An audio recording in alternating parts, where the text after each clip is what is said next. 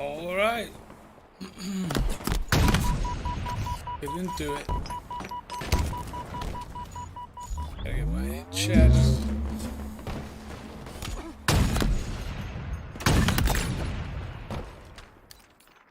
Make one. That one's pretty good.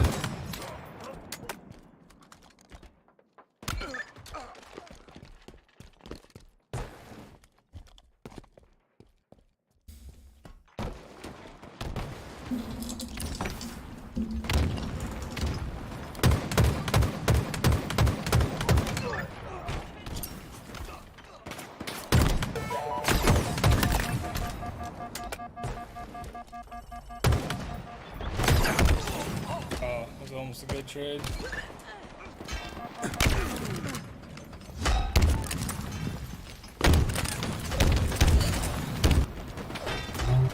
Ah, shit. Oh, that's two for them, damn.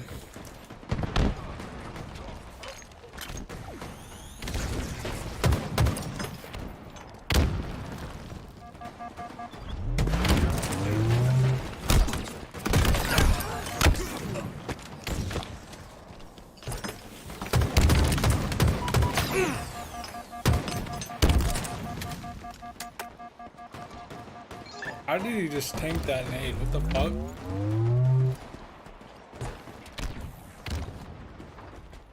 APG! APG! Oh.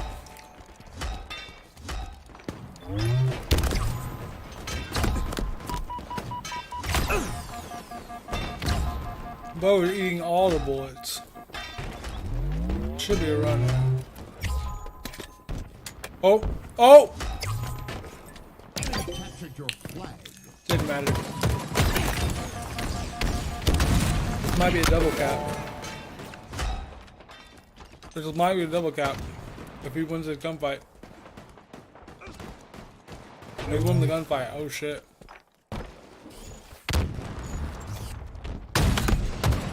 Come on, lock in, native. Come on. There we go. Regained. We've regained. Enemy flag returned.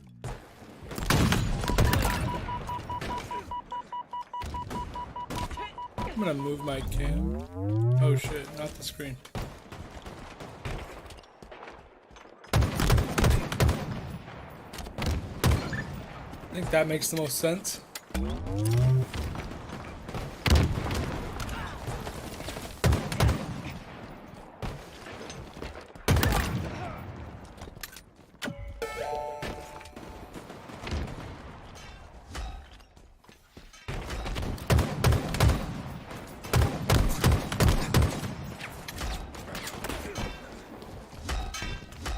Let's go, native. Fucking hell yeah. That's a win, right? Yeah. I think if it's 3-3, then you can like tie it up. I think it's first to 3.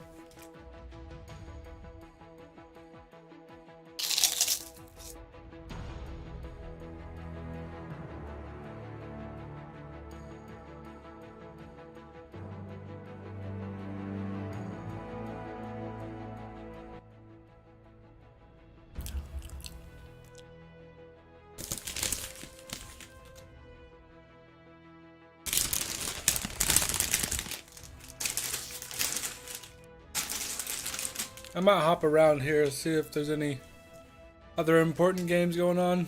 LVT. Member of War Gaming got the overshield though, and he's gonna try to. I'll probably go to LVT stream after this. I can't figure out which one's the main stream. I guess it's the LVT Halo.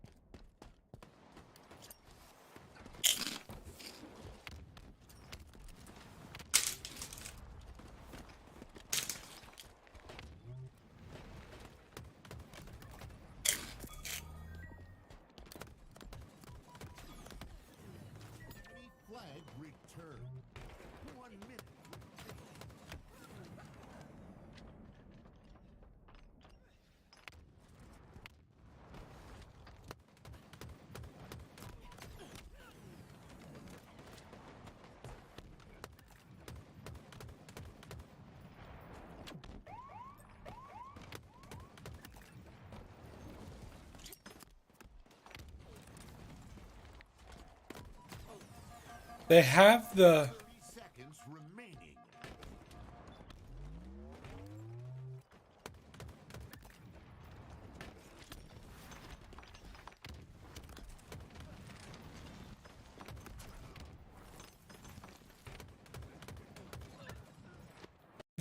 fucking.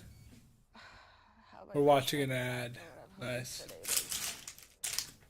What do you think, Peter Master? What about Sock Doc? Sock Doc? Dr. Castell has a great bedside manner, So many options. but Dr. Shi-chan will take your sketchy insurance. Shi-chan, Shi-chan, Shi-chan, Shi-chan. Thanks, bro. You've got more options than you know. Book now. Making the biggest difference in the game. Acid spawned into a spawn trap on Snipes, and we talked about Piggy with the battle rifle on the long haul set up. It's the unity Oh my god. of community. I'm gonna lose a Lessons full. to all men that care. It only makes us About to strong. sub to all the Halo streams. With 72-hour protection and care. Which one do I have to sub to? I'm so confused here. I thought that Halo. I thought this is the mainstream, right?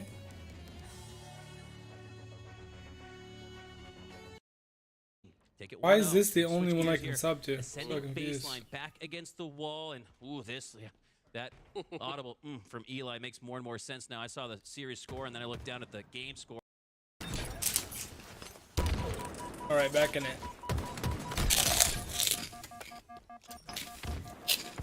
Overkill.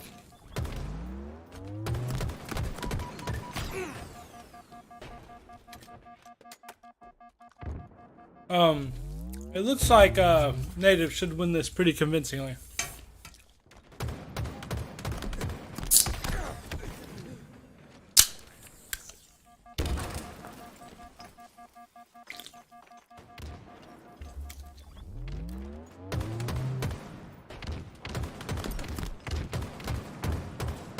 Maybe I spoke too soon.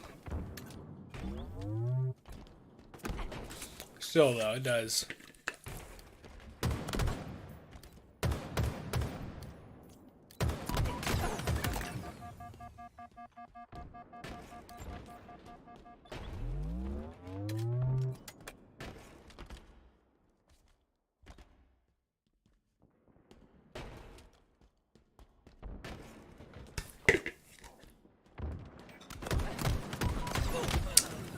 Avenue 7 and 4. Holy shit. Guy's slamming.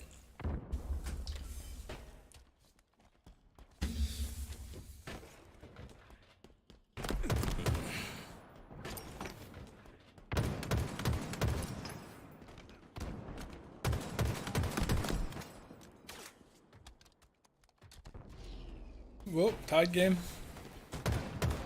That should be a kill. Oh my god. Those look like my shots. No offense, Clutch. Or is that...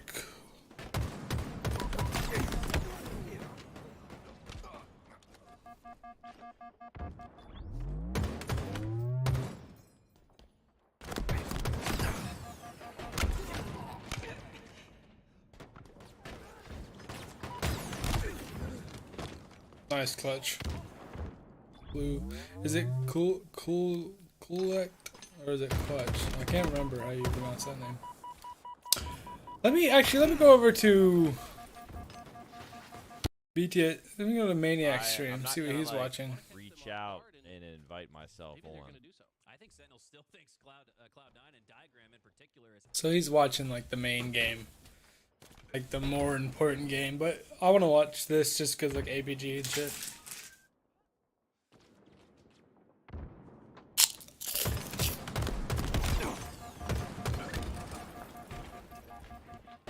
I guess I should go back to full screen. Holy fuck.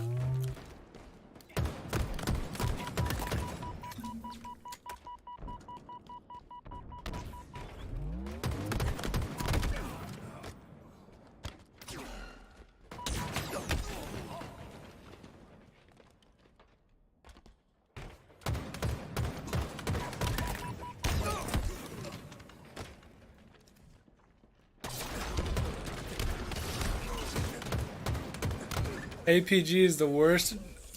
Whoa, whoa, whoa, whoa. We're dogging on APG? I thought we were fans, brother. What happened?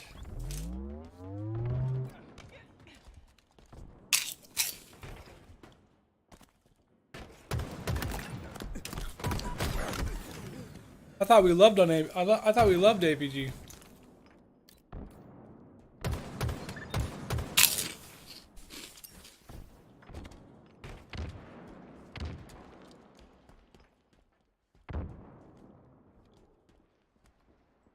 Mick went 3 and 9.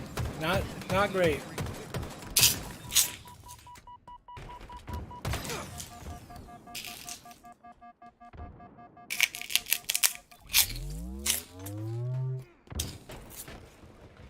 Damn, bro. I'm gonna switch to the mainstream after this. I'm guessing the mainstream is LVT Halo. You do gotta look at the assist. Like, I can never figure out what the mainstream is. It's confusing to me. I'm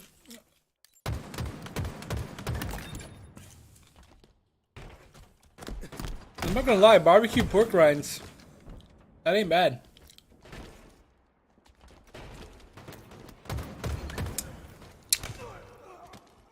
This is unfortunate, man. I slammed him in the capture the flag, which makes sense because APG was always fucking godlike at that game. Look up HES Halo on YouTube and his stream A is the mainstream. Oh yeah, I guess I could watch it from YouTube.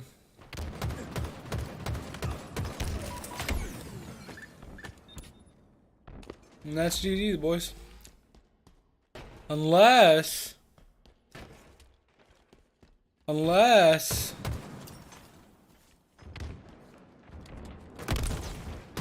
Oh, not unless. They were waiting for that shit. Holy fuck. Bro, on the bittersweet versus lore gaming stream,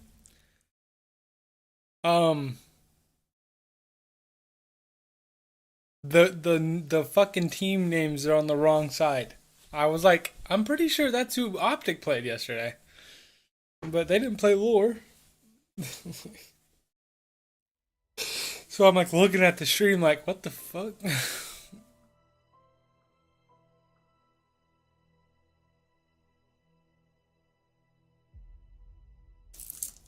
Bro. Cheers.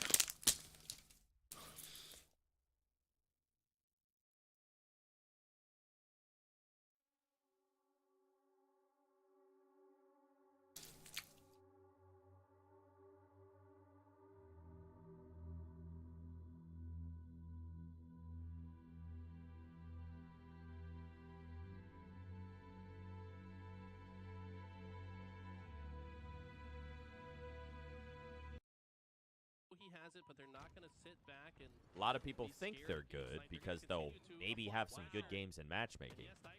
But then when it comes to scrimming or getting a team, one, you're Balcated with fucking 18 kills. Oh my god, somebody help this guy. If you're a part of the whole like I'm blacklisted and it's just it's a friendship thing, you're probably just not that good for people to not like you and team with you. Like, there's probably someone just as good as you, but they're a good teammate and they're likable, and people will enjoy playing with them every day. A lot of people, or some people, just aren't likable, so people don't want to team with them because it'd be stressful teaming with them every day, and they're not good enough to deal with that. Somewhat odd solo pushes that like we're not used to seeing. Usually that like patient, controlled, very precise movement around the map. And if he does get unorthodox, 9 times out of 10, he makes it work somehow. Right, yes. Isn't that how Bound? That's exact. Bro, Bound was on a good-ass fucking team without ever going to an event because he was played online and was good as fuck. Nearly half his team's kills right now. Low death count to boot. Like, if you're good, you'll get your chance. The thing is, do you capitalize on that chance? Extremely valuable in a Slayer game. Certainly consequential in the scoreline right now. He gets taken down now, and this is kind of the best Cloud9's looked in a little while. Got 2 dead without losing a player. Now only down 7. Boo-boo-doo-boo. Misses the jump. Same boo boo doo boo. Same. His way through the back of mud. He's got some teammate support, and he misses it twice. Can we stop? I'd say not the stat line, but him missing that jump twice to me is more uncharacteristic than anything. Boo Boo Doo Boo. I recall him against Complexity at one point when we coached him, securing that jump to win 50-49. Clutch up. We're not seeing that right now on land, unfortunately, but fortunately for Sentinels, Falcated is having himself Damn, bro, my the Instagram. performance of the is match for fucking Sentinels, dead. or the tournament, I should say, for Sentinels, as they're up by 9. That shit used needing to 1 pop. kill left to secure a game I used 2 to post victory. something on Tie Instagram. the Shit would series. have like A 500 bunch likes needed. in Bounce back win here for Sentinels. 15 minutes. Got to secure this last kill. Why is my quality fucking dog shit? For sure. Because how can you possibly? Excuse me. But I think they're just gonna force. Yo, a Jay trade here. Connors, There thank you we go. again for the resub 3 months. Finally comes through. Much love, respect. Suddenly, Sentinels have life in the tournament, and that's what you want to see if you're a Sentinels fan. Falcated, responsible for more You're than old half and washed, of the kid. slays. 26, and he's been a part of 20 via kills.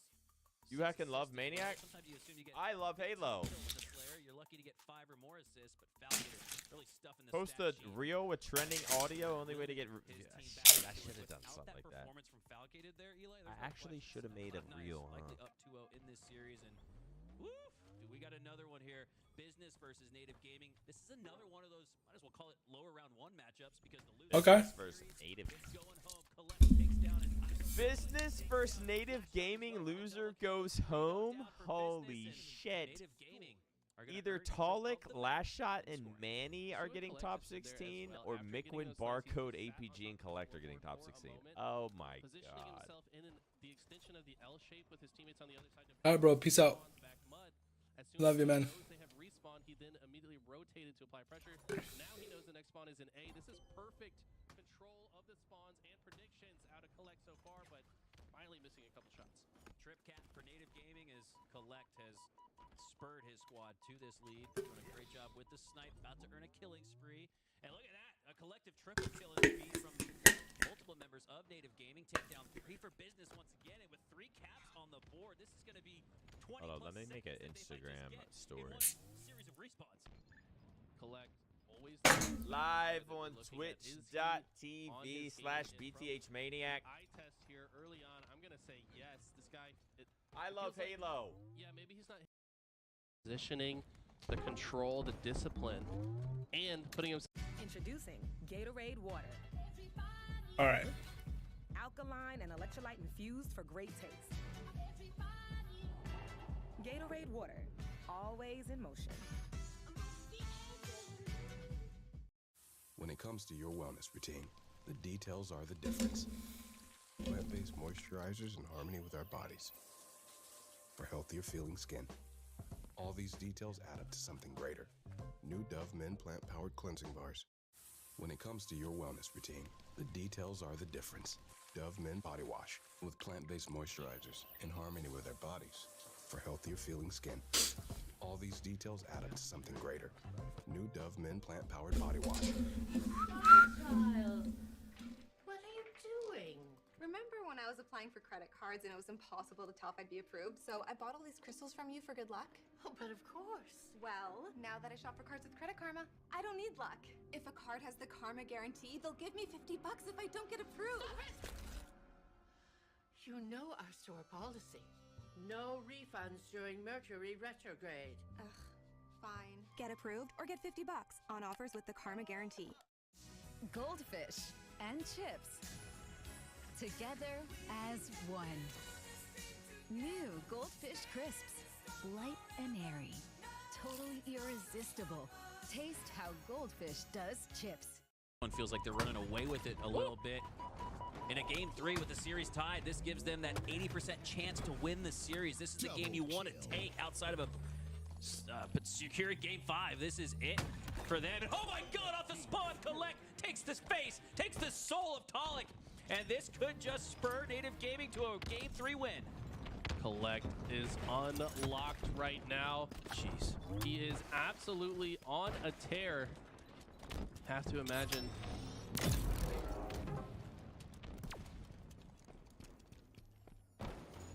Enemy team score.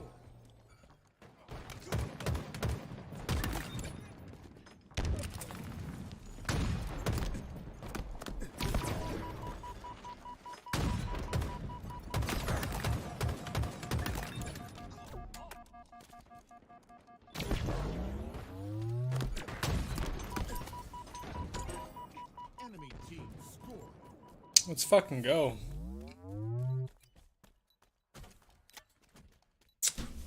Bro, APG is 4 and 7? I don't know about that.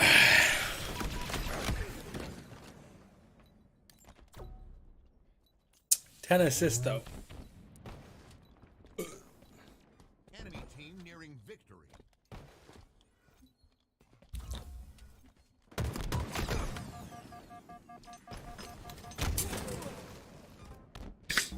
It's unfortunate.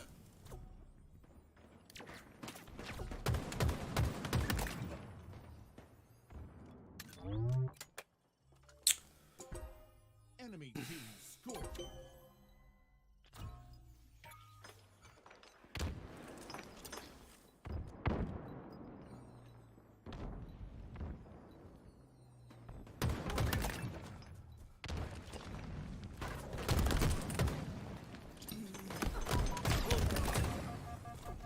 Wow.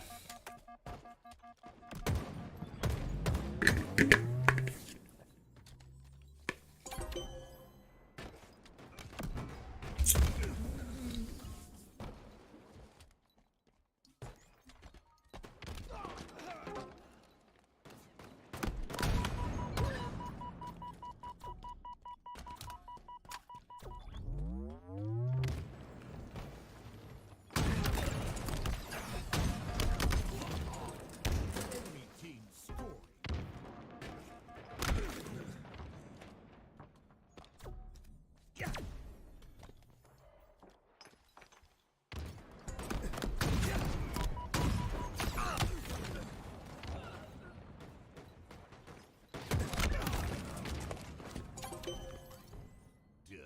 Defeat. All right. Mick win. Back on. Oh, damn. Clutch. Clutch is fucking, went fucking insane. Holy shit.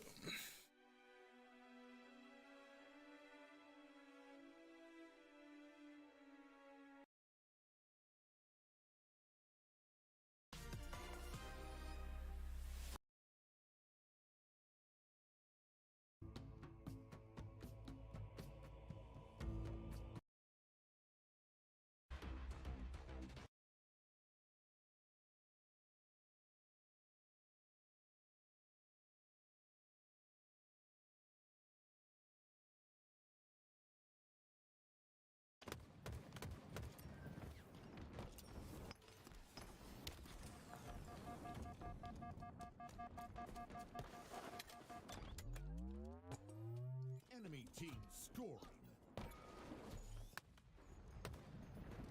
I was robbed. The fuck? Laura pretty nasty. I mean, they took a round off fucking SSG, so that's saying a lot. Or a match. I mean, a map. Bro. Remind me not to give this guy the sniper. Or let this guy get the sniper. Holy shit.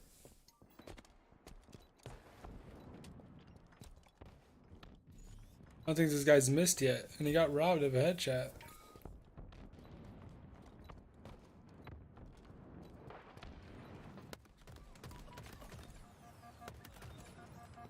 Bro, this guy's disgusting.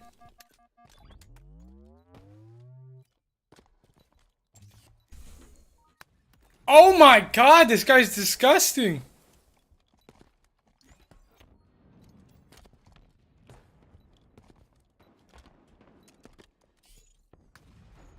Oh.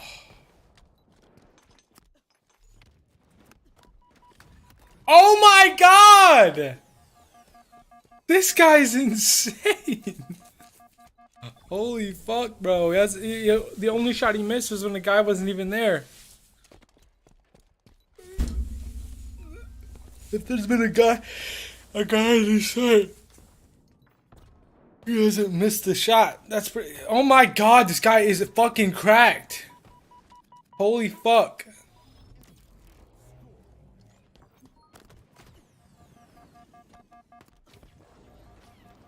He's literally solo held B for like 2 minutes. He's like, guys, what the fuck? You just couldn't kill him off A? What's going on? Tapping buttons 9-1. Holy cow.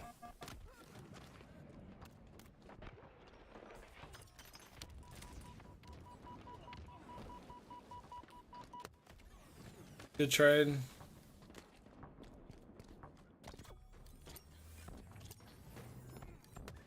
Nice.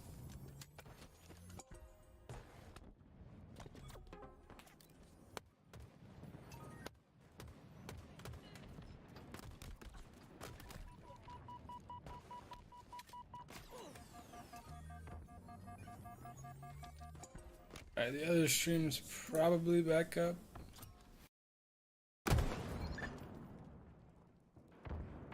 Just got started. Nice clutch. Nice. Let's go clutch. Clutch is pretty nasty.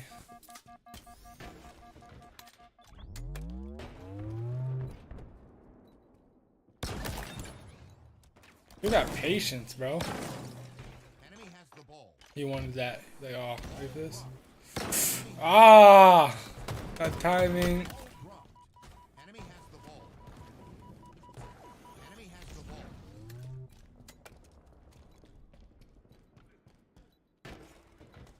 Oh my god. That kid just got pooped on. Holy shit.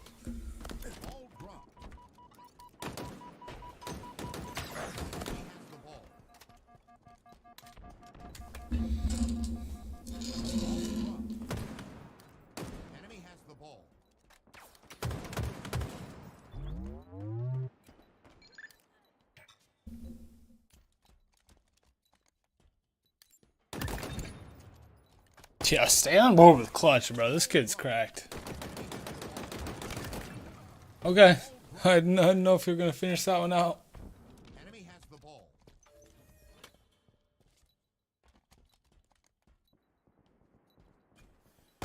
Enemy halfway to victory. Yes, sir. Did it?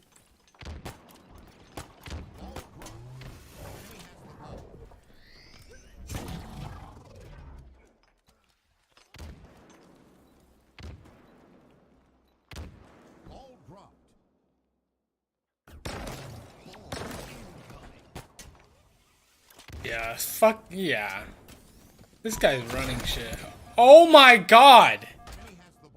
Some of the fucking snipes I'm witnessing right now are insane. What the fuck? Bro, like tapping buttons, bro. I tuned into that stream at the start of that game and he didn't miss a single shot with the sniper. And this guy's been alive the whole time. Oh my god! Oh my god! He's God! He's God himself! Holy shit, this guy's cracked. Yeah! Fucking take that shit. Enemy has the ball. Ball dropped. Enemy has the ball. Ball dropped. Enemy has the ball.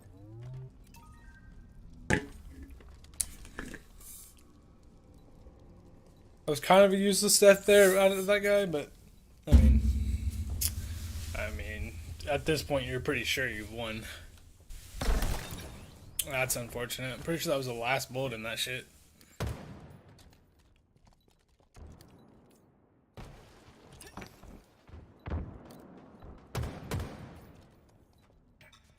Ball dropped. Enemy has the ball. Damn, that was a good stick. He almost stuck the other guy too.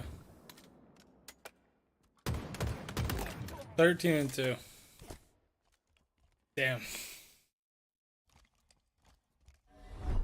I think APG said fuck picking up the ball this year. I want kills. Give me kills. Respectfully, APG kind of just got shit on. I think the other guy might have shot him though. Clutch, yeah, give Clutch fucking camo, bro.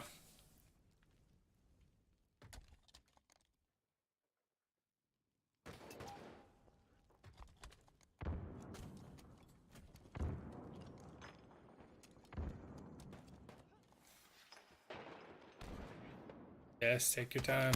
Yes.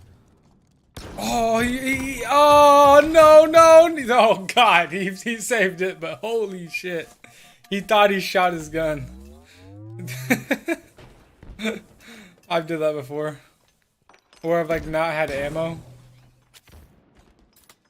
And went to shoot and I had to try to switch on someone. Ball dropped. Enemy has the ball.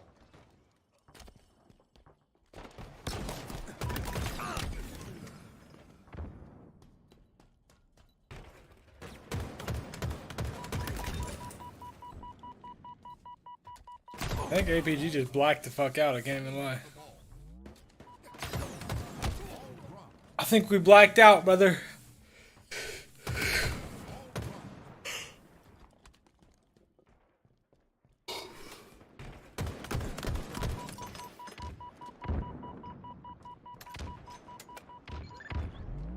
Bro, clutch is everything right now. Holy shit.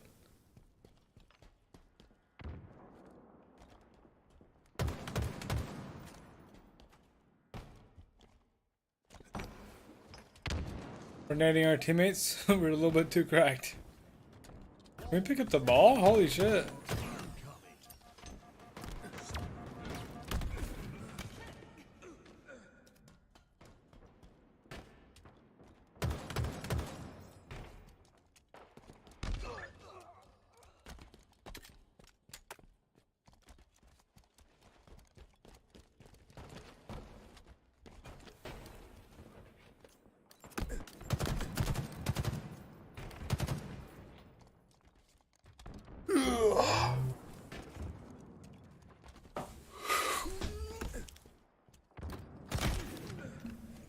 Damn. Pargo just fucking said hello.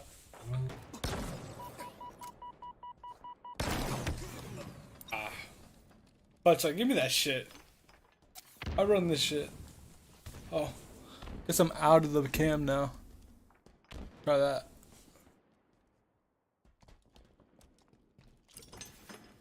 I'm going to put it down a little. Enemy has the ball. Ball dropped.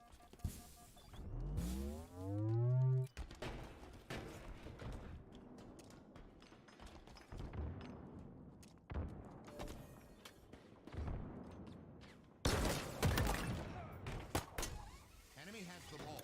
This kid is fucking cracked, bro. Holy shit.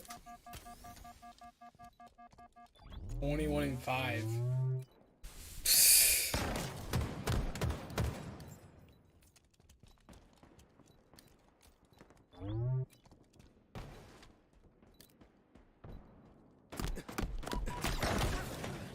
He almost hit that, which is insane.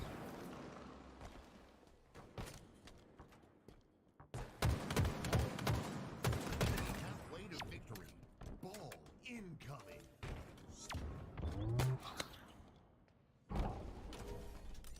Enemy has the ball. Ball dropped. Alright. Business with Camel. They might be able to The ball. string something together here. Well, that'll probably be about the end of the run there. Ball dropped.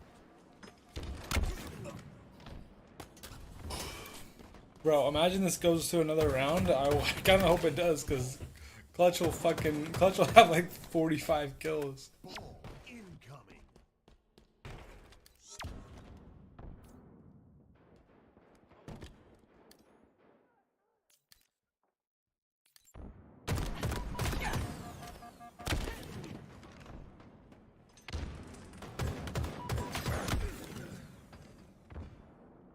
Unfortunate.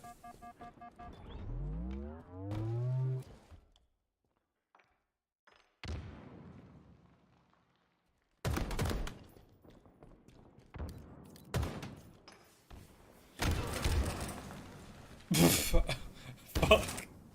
That nade, bro. Enemy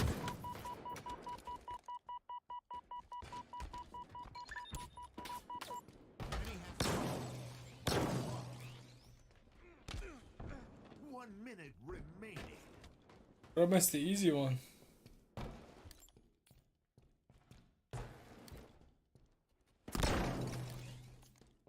Goddamn, hit your shots. Give it to somebody else.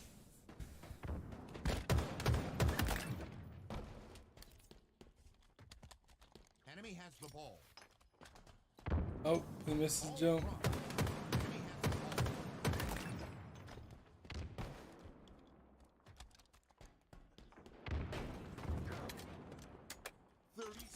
Bro, they're fucking terrified of clutch shots right now.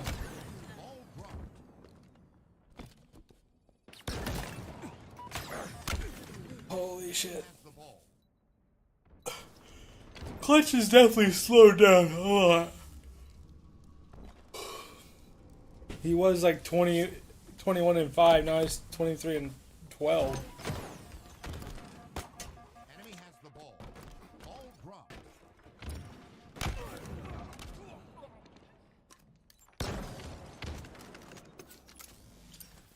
10 seconds.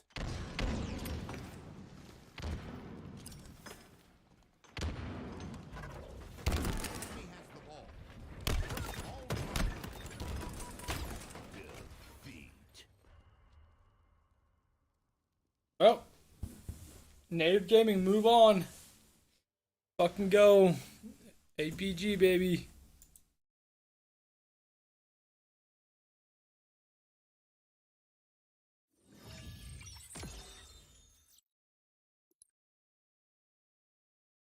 Alright, let's go back.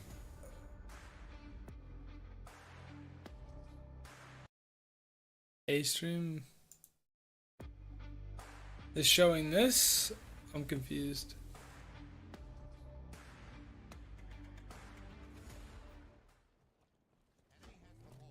Oh, face. I could use a little help. Yeah, there's a lot of risk out there. That seems to happen pretty often, though, doesn't it? Like when the team that happened to them before, where they ended up in the same, ended up the same pool it would have been anyways. And that was the big question for Native Gaming. I talked to Talik yesterday. They had the opportunity to retain their pool. Actually, HCS said if you just bring Trey down off the coaching desk and onto the sticks, you guys can retain your seed. They said, no. We're gonna take Avenue, and we're gonna take that run through the open bracket. We know that we still have that potential to place where we want to, and they felt like that was the best route through the open bracket. But for now, in pool play at least, they're not looking as good as they did on day one. Right. Shifting gears here. Back on board with Darkest Hour. They did just defeat their last opponents, but FaZe Clan, a whole nother ball game. They're not looking bad, though. They did score about 40 to 50 points in that first round. Slays don't look completely lopsided. FaZe definitely in control in the Slay department, but Darkest Hour so far looking all right here against FaZe. Don't expect Darkest Hour necessarily to take the series, but anything's on the table. And for FaZe, you can't sleep on these guys, especially early on in the day. We saw Sentinels get off to a slow start. A lot of that in the sense that, you know, it's early, right? Gamers are used to playing through to 10 a.m., not starting Halo at 10 a.m. So I think there's a little bit of that, and you want to cut through that immediately. You can do that with a good start here in this series as FaZe have earned that, a 1-0 lead in the round, and in this particular game, 1-1 now, as Darkest Hour get on the board and take a little bit of a lead. And maybe not what we're used to seeing, but Renegade, the most ball time on FaZe right now. I have to think that these matches for FaZe are just kind of reps to make sure they're playing through their processes, you know, and staying disciplined, getting used to the pace of play on LAN, making sure they don't do anything silly. But Darkest Hour actually with the lead here in round 2. They've got a nice setup here. They're also looking to apply pressure to the spawning members of FaZe. Onboard picks one up. Have Common pushing up through the center here. Snakebite having to scurry away to safety. I don't know who the fuck Darkest Hour is, but they're playing some good Halo here. That means they should be able to hold this ball a bit longer. Yeah, they're playing some good Halo. Looks like they're going to drop it for now and maybe fight for that camo. They got camo too. Cloud9 still waiting to get that next game started. We have not forgotten about our main matchup of the time slot here as switch gears. FaZe Clan versus Darkest Hour. Darkest Hour making out of the open bracket. They've already won a series, I believe in 3-0 fashion at that, so they're off to a good start, looking to secure a spot in champ bracket. As to his FaZe, as they've already got that locked down. 4-20 though, as Darkest Hour not only go out to a lead early, but they're going to continue it on a couple minutes into the round 2. Right, it feels like they should have more ball time though, no? I mean, they've had seemingly solid control. They also had the camo during that last play, but that's just the level of pressure that FaZe places on you, right? Like, you don't really feel comfortable to hold the ball if you know that Renegade and Frosty are lurking in the shadows. It goes to show, right? Like in a last player alive, maybe FaZe or any team has 2 players left, maybe 1. You're feeling pretty good about that. You feel like you're gonna win that encounter. But if it's 1 player left for FaZe and it's Renegade pushing up, or Frosty, or God, you can name anybody for FaZe, it's not the same as another last Spartan standing situation you might have earned if you're Darkest Hour or any squad as FaZe. They're just different. They're the world champions, the defending world champs. They got the rings on, and now, damn, they're playing good, man. Darkest Hour continuing with the time. They hold off the push from FaZe Clan. Renegade and Royal 2 go down, and Darkest Hour are going to continue to go up, 10xing on the lead early in round 2, you could argue, but Darkest Hour actually almost at the halfway mark. This is looking good. They played all through those different plays very patiently. I mean, like we said, just dropping the ball, guaranteeing that they win that fight, really using each other as bait effectively. FaZe Clan maybe thinking it's going to be an easier fight than it was, but here we go. We are back on board with Sentinels and Cloud9. Now, keep in mind, this was a reset. I'll have to see if we can find out if it's just a full reset or if there's some type of score differential being used here, but right now, looks like the early bit of hill time going to Cloud9. Cloud9 getting on the board first in a crucial game 3, tied 1-all. Cloud9 getting the opening strike, winning game 1 convincingly in an oddball where Sentinels didn't really show much life, though. In game 2, Falcated had 20 kills, 6 assists, accounting for half the slays to bring his team right back. He's been the MVP for Sentinels. Does he have another MVP performance in him? If not, this feels like it could be an upset. If you count Falcated's kills from games 1 and 2, he had 6. Cloud9 winning is an upset? That seems weird. Absolutely. Seems odd. Team to victory. But right now, it's Cloud9 kind of in the driver's seat. Sentinels has the more favorable spawn, though, which should lead to a stop here. But look at the dance from Rami, just dodging grenades. Finally gets taken down. Takes a player to drop in. Good hill time. Above. On the other side of the map. Who dead for Cloud9? In favor of Cloud9, and Sentinels kind of left reeling here. They're going to have to fight for control of pipes while their teammates come off spawn. Falcade gets a kill, and this might be the opening that they need to get some control in this hill. Cloud9 looking to strike first, go up 1-0 in this game. 1 minute off the clock, and Tusk pushes on through. Takes down Sparty. Looking for the double kill on Falcated. Yes, Tusk! Like a woolly man. Damn, bro. There's the massive double kill. 4 go down for Sentinels. About to get camo too. Cloud9 a likely 1-0 lead.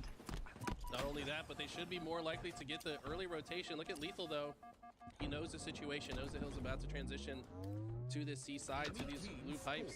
Getting here early, just trying to get some semblance of control on this side, but also find an angle. I think he's also looking for Septify, who has the camo. Lethal finds out where he is. You gotta hit those shots, bud. Taking damage and has another member of Cloud9 on him.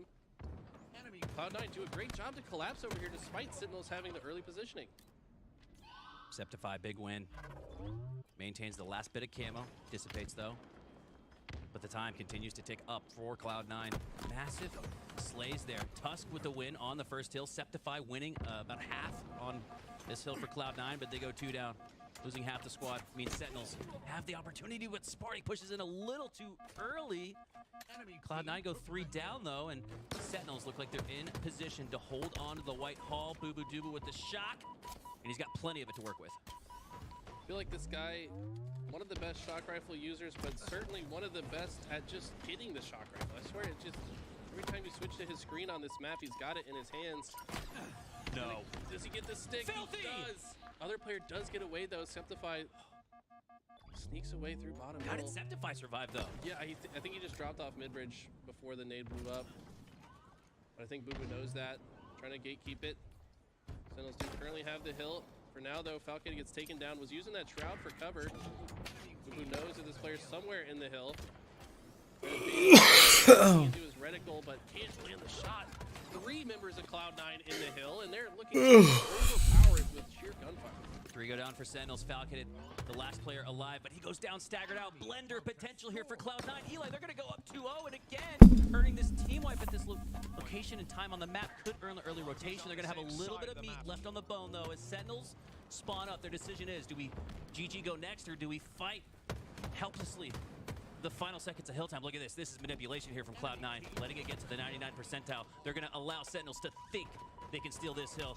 And if they wipe Sentinels, they are going to earn that early rotation. And next they do! 3 go down for Sentinels. Diagram earns the camo. And that should be it. Rami could earn the hill all by himself. And he does. Gonna be very curious to see where Sentinel spawns, though. Looks like they got a nice even spread across both gold and the A side, which is exactly what you want for this hill. They do want to fight into that elevator quickly. As they do, they take down Tusk. Skeptify still contesting the elevator side. That's the most important part of the map to hold for this hill, just to guarantee the other team doesn't spawn behind you. What's the score for Sen? Good question. Take these angles from the hill. This is definitely one of the easier are they hills back? to fight from. Okay, so we're gonna trust that FaZe is gonna turn that one around and win while game 1. also accumulating that hill time. And keep up with Sen in the meantime. They're down 2 0-2 hills. in this game, but they My earned the apologies, first 50% chat. We missed a bit of on hill this. number 3 and continue rolling. We're Now back, and with the audio is positioning, much Sparty better on this broadcast. walking down the backside. Sang to find the hill. 2 minutes 30. They still got plenty of time to bring this back. But for now, with everybody this is the alive, they're gonna tiebreaker. play for that opening break strike. Lethal gets it. Septify goes down. Sparty goes into the hill, and Sentinels continue to score. I think Sparty was intentionally staying in the elevator until he was certain those players on Cloud9 had spawned up. After seeing they had spawned, knows he can safely move into the hill without worrying about them spawning behind him. Getting some hill time here. They're actually quite close to already capping this with burning very little time off the clock. That bodes very well for them after going down 2-0, and Sentinels are very much back into this now. Right back in it. How huge is that? You can't go down 3-0. That's it. If Cloud9 take that lead with 2.5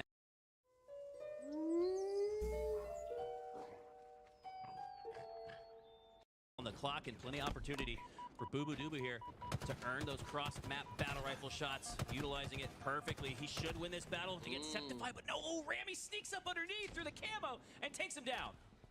A little bit of tunnel vision there from Boo Boo. I mean, I understand the thought, like you don't want that player to get damage on your teammates as you cross, but you have to think he made enough space already. Could have probably just crossed into the seaside after forcing that player down. You can always deal with him later.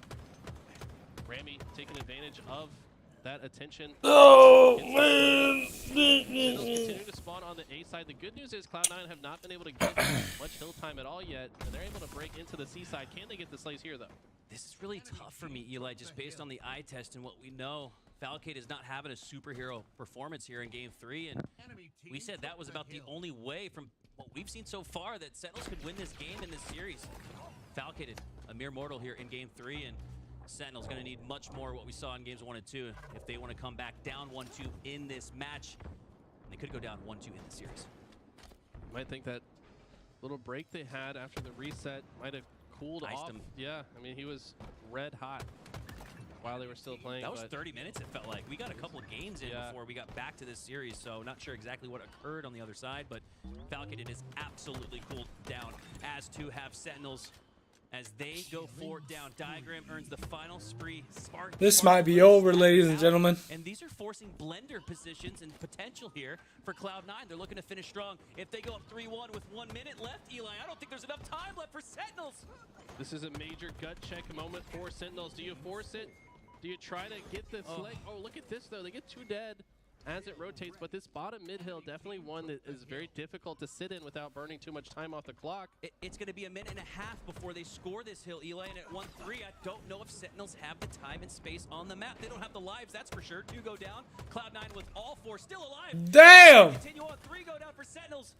Falcade just got shit on. Last Spartan standing, and he might not be standing for much longer. In a long-range fight with Diagram, does enough to get a good amount of damage as he continues on through the long haul, pushes through. Spartan's getting pooped on. Spartan and Lethal getting pooped on. Force it a little bit too hard there. You got to know that Cloud9 are just going to be playing that positioning on the C side. They're baiting. Yeah, they only stepped in the hill right there to grab the camo. Tusk is going to get away with it. But yeah, I mean, with 45 seconds on the clock, even if Sentinels do secure this hill, the next one moves to batteries, which is also very easy for Cloud9 to just sit back and bait it. This is all bait. And I guess if you're Sentinels, you got to recognize that. I got to check my corners because Cloud9 aren't going to be stepping in this hill. Cloud9 are going to be positioning themselves to earn the back smacks, which they just about do right there. Tusk trades out with the camo. Normally not a great play, but up 1-3 with 30 seconds left. They'll take it. 3 go down, though, for Cloud9. And Sentinels have to maintain continuous control of this hill. They need, at minimum, 30 seconds left. If they're to make it a 2-3 game, any more seconds off the clock just makes it more and more unlikely that they can come back. Gonna have to secure some slays first, though. It's a step-by-step process. Step 1, get the slays. Step 2, get in the hill. Step 3, stay alive. Step 4, get ready for the next. It's got to all be perfect execution. This looks doable right now to at least send it to that batteries hill, but they're gonna have to play that hill perfectly, even if they get to that point. Sentinels back against the wall, needing perfect, flawless Halo, and extending out to earn those slays does not work in Sentinel's favor. The clock continues to tick away at the 99 percentile. What? Lethal with the windmill! Finally gets the last shot, but it's the moment, it's the pressure starting to mount for Sentinels. I can almost palpably feel it for them. I don't know, it kind of looked like that guy was supposed to die to me, and I think that's probably what Lethal is thinking. That guy probably should have died, but it's all good. They can go next. I will say, looking at this, Argyle, Flag, That sets up for Sentinels, Aqua right? Slayer, yeah, this actually is quite good for Sentinels. I mean, I've always considered Sentinels to be one of the better Argyle Flag teams in the game. I mean, I feel like players like Valkated, Sparty, they know how to control the vents, which are so important on this. They're also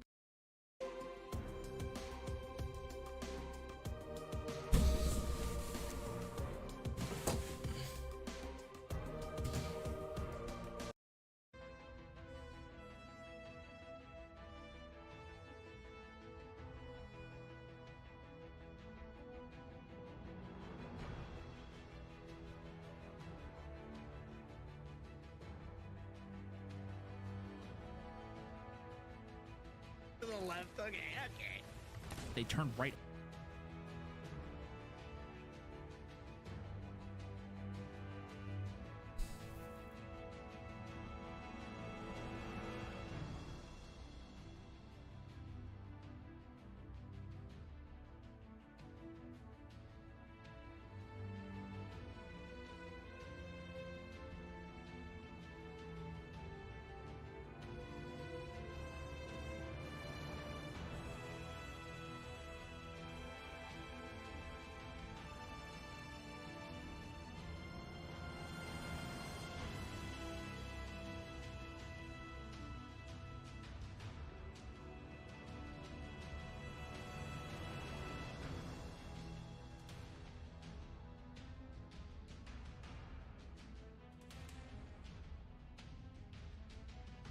I wonder what an optic play.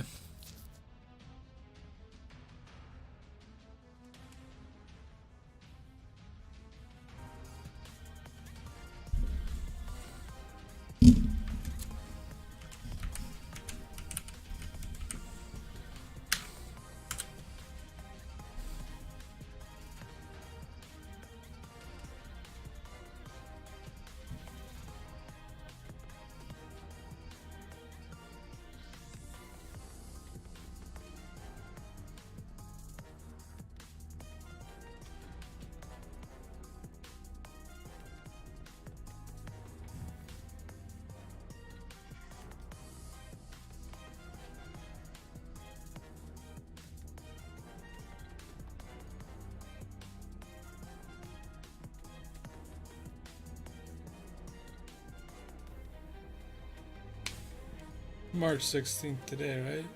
Alright, it's the 16th.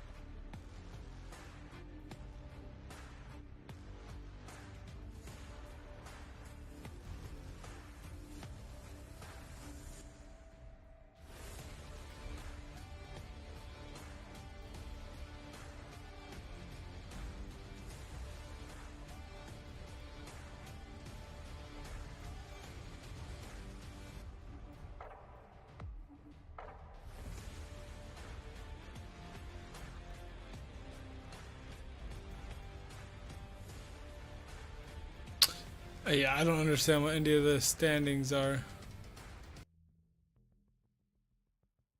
Base station versus business.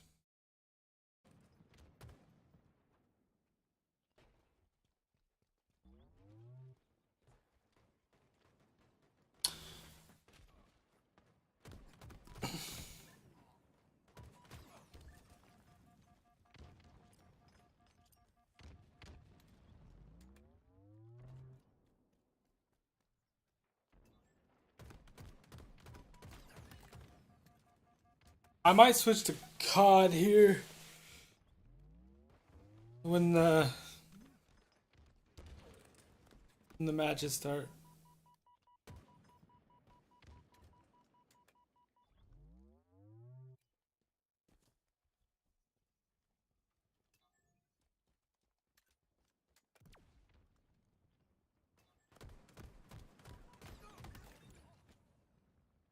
Frosty with the trade. And this is where FaZe pulled away with the game. I just like seeing the top teams getting pushed to their limits. Just fun to watch. But you're not gonna see it here. FaZe are about to close this shit out. Oh shit. FaZe are just too fucking good.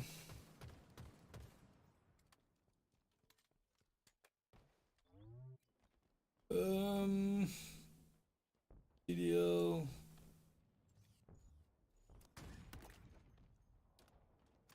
Starts when it normally starts.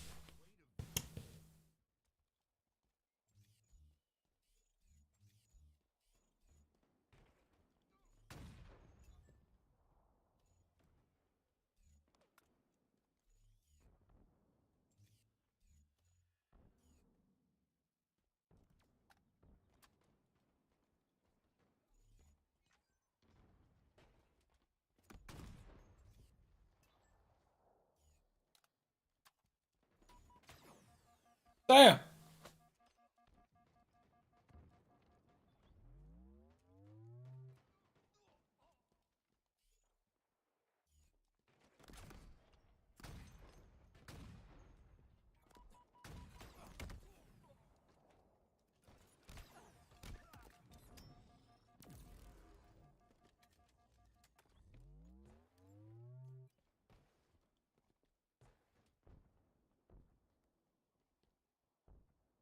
Has to be pretty annoying to be like a lower tier team.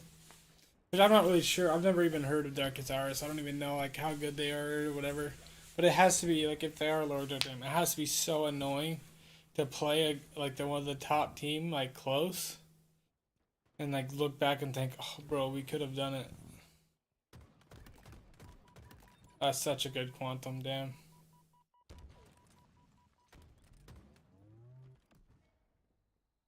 Like if you get absolutely body slammed, like it's like, oh fuck, we just weren't good. But if you play at the top team close, you're like, fuck. 1 or 2 kills go our way and we fucking, the whole map's different.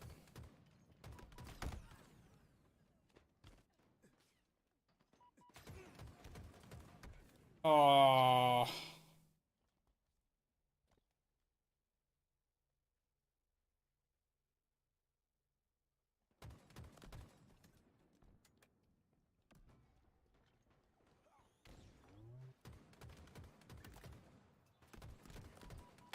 They're just dominating these kids. Holy shit.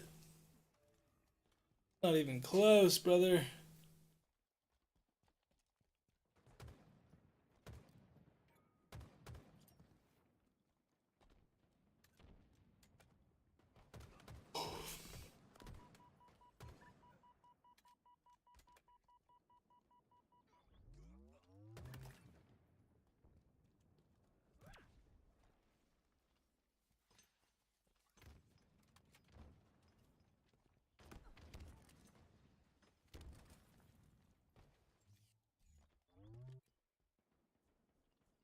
Bro, FaZe's skin is so clean. I might buy this shit.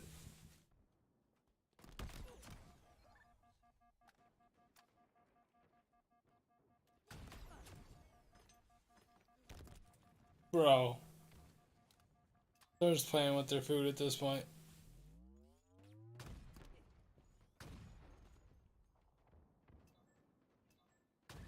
But the fact that he's still alive is kind of insane.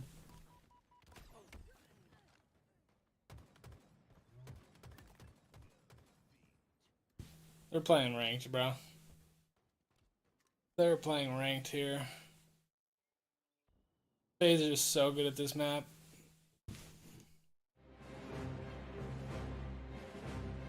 FaZe are so good at every map, but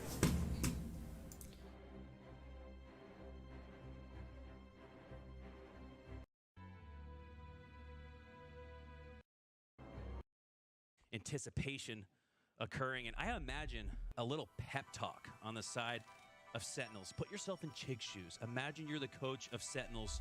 What's the rallying cry heading to this game for Argyle?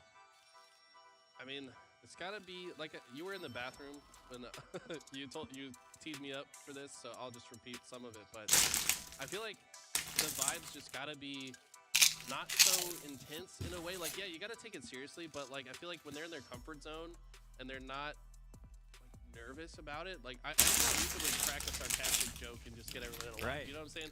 And Loosen up a little bit. Maybe if I'm Chig, if I'm the coach behind them, just like maybe get the guys, you know, to loosen up and kind of feel comfortable and play the game that they know they can play, because we just haven't seen them in the form that we're used to seeing them in. Something is different in the air. Something's up with the vibe. I don't know what it is. Obviously, they're playing against stiff competition that are also stepping up, so we can't just say it's Sentinels playing bad. It's obviously these teams all showing up against them at the same time, but we're just not seeing that usual performance out of players like Spark, Boo, and Lethal. Honestly, this feels like Falcated is the main guy that's really like holding strong here, but all of them need to step up if they're going to be the team on fire as Cloud9.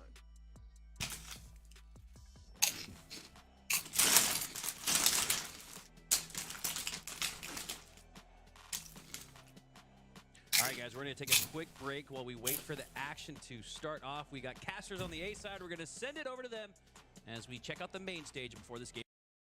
To set up the build up. You mentioned it earlier, very good individual. Oh. Every single member of Law Gaming, so it's not like they're going to be scared of challenging these Optic players, but it's when it comes down to the team shot and some of that chemistry, they're going to fall behind, and natural positioning. Damn, they're getting slammed. The fuck? Optic are so well versed and lucid. I figured this would be close. Trying to suss out where those players are going to be pushing from.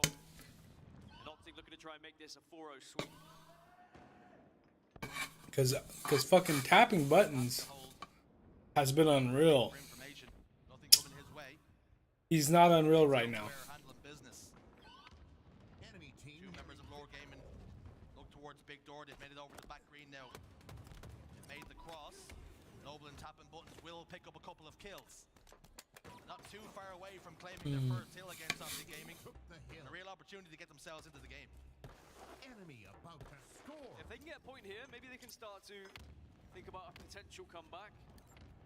Very difficult, but it has to start somewhere. And Optic may just leave this one. Doesn't look like they're in a place to challenge it. As I say that, out of nowhere, they're able to. Yeah, I don't know about that. And final hill to win 4-0 in map number 1 here. Law Gaming just couldn't keep up. Optic Gaming in cruise control in game 1. Lore just didn't have the firepower required to put up a real challenge. It's got to be said. Optic knew this wouldn't be the real challenge today, but it's the perfect warm-up so far. Yeah, they are focused. It doesn't look like they are playing in a way that they're underrating the players they're going up against. I think they would have seen the result against Bittersweet. They would have seen how Law are playing against Complexity, and they probably said, okay, we do need to be careful here. We can't just kind of half-ass this one. We need to put everything into it to ensure that we can actually take them down in emphatic fashion. And I think that was what was demonstrated there. I mean, it was about 2 minutes before Law even got a kill on the board. Optic just made sure they asserted some dominance in the early stages. Taking a look at the tail of the tape, Optic outslaying Lore 50-27. So a very You gotta get that kill drift. difference in slays, and you can see that on the scoreboard, finishing 4-0 in the end. And Lore did threaten in that 4th and final hill, but really, Optic Gaming were able to break. We're playing ranked? The fuck? I think one of the struggles when you are an open bracket team and you go into pool play, you would never really have been able to prep for the teams that you're going to be going up against. So starting strategies is always going to be difficult. Yes, okay, when it's Optic Gaming, you've probably studied a lot naturally anyway, but when it comes to specific maps and modes, it's always going to be tough to try and keep up. Slayer Recharge is going to be map number 2. It's something we learned yesterday with Optic versus Complexity. Optic starting strategy heavily focused around camo, of course, but they were countered by Complexity because of that prep that Complexity had done. Don't think it'll be the same situation here for Lore. I think Optic are going to have a little bit more free range off the start of the map, and if they do get that control shot, this one could get ugly. Bring up the fact that Lore, being one of the bracket teams, they probably don't get put in situations that they're used to. Backs to the walls, having to break a setup against a really good team, and that was something we spoke to Jimbo about most recently, that Quadrant is the only real team in Europe that give them that sort of challenge. And for Lore, they're perhaps back in LATAM, they're one of the best teams, and they don't get put in situations that Optic right now. It is tough in some of the other regions to get that same practice to try and replicate what the North American teams are capable of, especially the structured ones like Optic Gaming, like FaZe, those who really... Dead Zone's been unbelievable, bro. But Lucid, I mean, they've been playing some shit teams, but... As I would expect, especially on live fire, Lucid, it usually seems to be his playground, the way he manipulates the map, so I wouldn't expect anything else in game number 1 here. Seeing Dead Zone stats on your screen as well, 1.44 KD, 17.9, and he was brought in to be the difference maker. A really disappointing end of their season. This is disappointing. They finished second in their second World Championships, and to make this change, they felt it was time for something fresh. They're looking for Dead Zone to be that man. And it was a disappointing final qualifier for Optic Gaming as well coming into this tournament, and that's why we see them at 5th seed rather than a top 3 seed, which we're used to. And you know Dead Zone's going to be thinking, well, is this my fault? Am I the problem here? So naturally you come into LAN then with a little bit more pressure, but also that kind of fire inside you to perform better. And we know Dead Zone has always been an incredible LAN player. So he's probably thinking, whatever, it doesn't matter if we're 5th seed, 4th seed, 3rd seed, we can beat whatever's in front of us. And that's certainly how Optic Gaming are going to feel here. And sadly for Lore, they may just be one of those teams that is just getting in the way at the moment, and they might just be brushed aside by... You don't want to get in the way of fucking formal, baby. Well, Lore will be standing in that way for, at minimum, 2 more games. They've already had a pretty historic run as far as things concerned for the LATAM region. They've been doing them proud. We heard Brazil in the back getting pretty loud when they beat Bittersweet. So you know he's happy to see his team perform. But it's always great to see other regions get into the latter stages of a tournament. As Europeans ourselves, we were always back in the Europeans as well, back in the day when they struggled to do so. As we're into game number 2, Recharge Slayer. You can see Optic straight away down, grabbing that camouflage, trying to dominate the bottom of the map, but it is a good reply here from Lore. Sadly for Lore, this is another one of the maps and modes they did lose during the open bracket, one of the 3 that they lost. So again, it's not a great omen, but at the same time that might allow them to kind of study it and work out why they were losing it, as Optic already reply with 2 kills of their own to get back into the game. 4 go down for Optic. Lore have map control, should have shock rifle to boot. Green wall will spawn over towards glass. Tapping buttons, waiting in blue patiently. This is an ambush setup, but this is where Lore should be able to disrupt Optic Gaming. Individually, very talented, can win gunfights. Just try and get in some gunfights. Try and find those Optic members that are trying to get into positions, but we'd see 2 go down on the side of Lore. Optic members just holding hands at the moment to make sure that there is no 1v1s possible. It's always a 2v1 at least, if not a 2v2. And that's the concern, right? You see tapping buttons in blue. Nice, Trippy! Taking the chance, gambling on Optic, rotating through long haul. Instead, they go through Whirlpool, and they manage to isolate 2 members of Lore Gaming, and it's pretty simple for Optic. And that might work against a team that plays a little bit faster, but we know that notoriously Optic Gaming, a slower team. They like to play with more structure. They will wait. They will be more patient. Even when they're down, they'll say, look, I think these guys will probably move eventually, as now Optic Gaming are right back into it. And they had that shock rifle. You were maybe thinking Lore Gaming had got hold of it, but they had not. And Trippy firmly keeping it in his hands and just about stays alive. Optic down by 2. Trippy with a shock rifle on bat ledge. trying to dish out some justice. Let's have a little listen and see how they're managing things. Pushing out C-plat for you. Push tower. C-plat. 3 shots, C-boxes. 3 shots, C-boxes. Wow, one shot. 2 1-shot tower. 1 shot on the Camino as well. And they're both tank. Both there. Bottom mango absolute. Nice. He's absolute mango pit. I'm being shot by Bot Tower. Bot Tower. Bot Tower weak. Yep, front tower, Joey. Front tower. He was shot by his teammate. Lucid just put 2 shots into him. Absolute bottom man. Trying to like bottom man, dude. He was there. Clear. Nice. 2 guys. Gold, in gold. Gold series man, I think. 2 in gold. 2 in gold. 2 in mass. We trade out now. Okay, we trade out. I'm I'm watching glass. Glass. Shot in gold, tapping. One guy glass again. 2 batlets. I got nades glass. You're just sitting in quarter round. I'm trying to get to you. Trying to get to you. Look at C-plat. Double stack absolute. Is it long all? Dropped on you, Joey. One shot. One still batledge. He bat-ledge. Both bat-ledge. They're both there. Remember, keep trading out here. I'm holding long. They're all gonna spawn gold. Yo, come hit gold door. We should have spawned We should have been in first. Three here. Into that, guys. Careful. Good damn. So much damn. Yeah, go batledge. Oh, batledge batteries. Both one. Yeah, bad batteries. R2. Just 2 shot. All dead. One just spawned. Fucking go. They just fucking picked them boys apart. Come in tower, Joey. Come here, Let's go, Optic! They're both double stack. Bro, I can't wait for the fucking major next week. Ah! So excited. Yes. C-stairs and silo. C-plat. 2 guys C-plat and C-stairs. Watching me. Go back into long all. Going back long all. One's weak. Tapping. He's going C-stairs right now. What's coming, guys? Yeah, we gotta put pressure on long all. That's over the combo. 5 seconds. Half wall. I have shock here, man. Healer guys have shields. And what's up now? One shot. C-plat also lead. On camo, guys. Try to acid C-plat right side. Close right. Trapped. He's trapped. Bat-ledge 1 bullet. Bat-ledge 1 bullet. Shock rifle, my X came on you somewhere. Was jumping up. Hit him 3 times. He's going. They're going C-plat now. Single box of the camo. On the jump up. Jump on. They kind of trolled that a little bit. Yeah, see, sure. 1 shot. 2 shot. 2 shots up tower. Go. Silo weak and bottom tower. Mid-bridge, single sack. Looking lucky, guys. Do a single top gold or top tower. Back silo, double team. I got a melee. Go hitting gold doors. Back silo, behind you. Need behind you, Jay. 1 bullet bat-ledge. Bullet bat-ledge. Back silo still. Back silo. 2 batteries, guys. Go. Looking long. Caution to see double stack. One's on grapple. Last week. One long. What's that, guys? Last is one. R2. R2 is a little weak. Coming up bat-ledge. Okay, we just gotta keep trading out here. I'm coming with you, Joey. C-plat. Gold. You just spawn C-plat. They're in gold. I push this? Yeah, we should push this together. I'm wake him. When we left you, Optic were down by 2.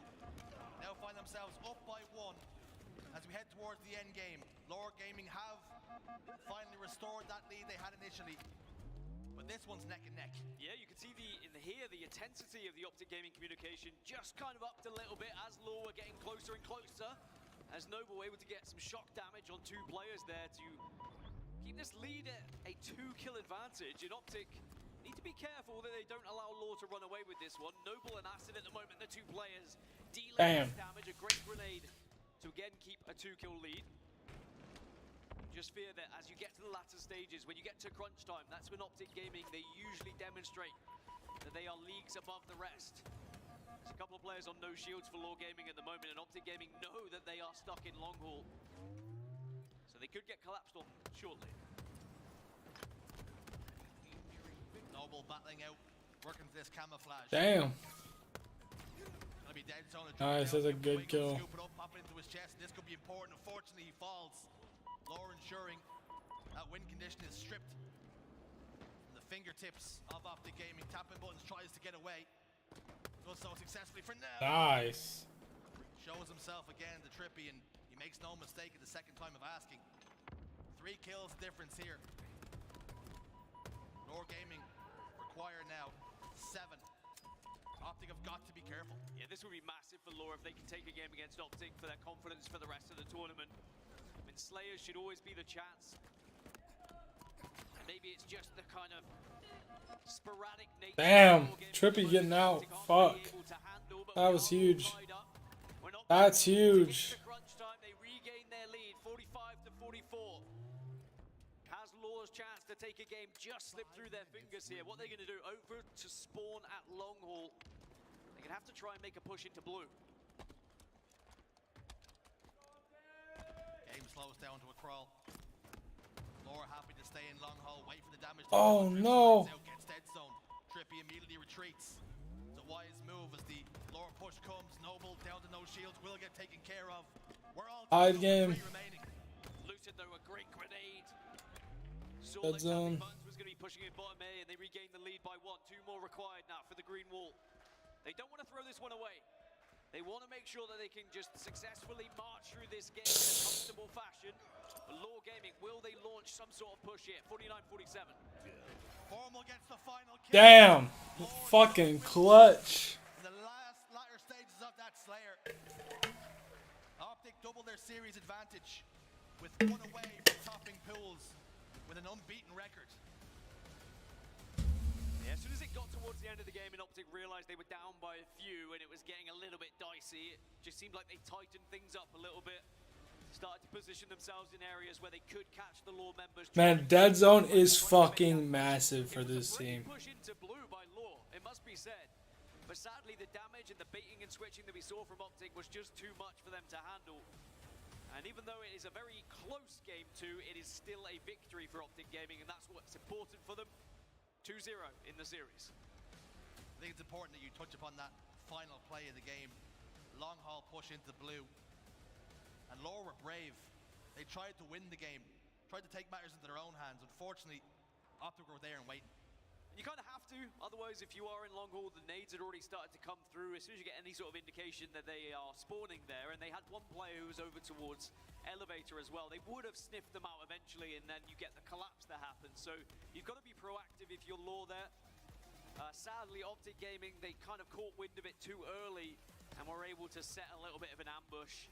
Bro, dead zone's so good. 5-6 kills, and Law came right back into it, and I think that demonstrates that this Law Gaming roster can be a real threat going into bracket play. They can really take some fights, they can hit those shots. They are very much enjoying the Bandit start, but it could get worse now here for Law Gaming, because CTF Aquarius is very fond memories for Optic Gaming. They do like this map. Oh, fuck! You're gonna tell me this is Optic's greatest type and that Law don't stand a chance. Take it away. Not their greatest ever game type, but certainly one that they are comfortable on and they are well versed in. As for Law, they won it a few times, or a couple of times I should say, during the open bracket, so it's not like they're going to struggle.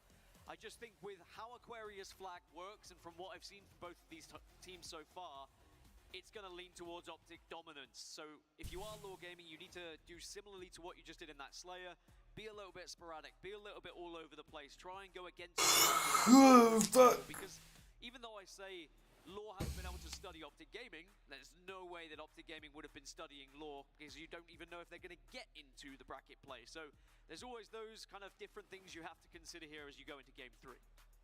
We're always talking about keys to success, and it sounds like, Dan, you're saying Law need to make this very awkward, be in unorthodox positions, try and play a little bit differently than you would normally, because Optic are going to play the way Optic do. They're not going to change their recipe, so it's for Law to either adapt or go out on their sword. Yeah, it's more likely that Law know how Optic Gaming play in this one rather than the other way around. So take that to your advantage. If you know they're going to be more than likely pushing P more often, try and do something a little bit different. Try and get some counter.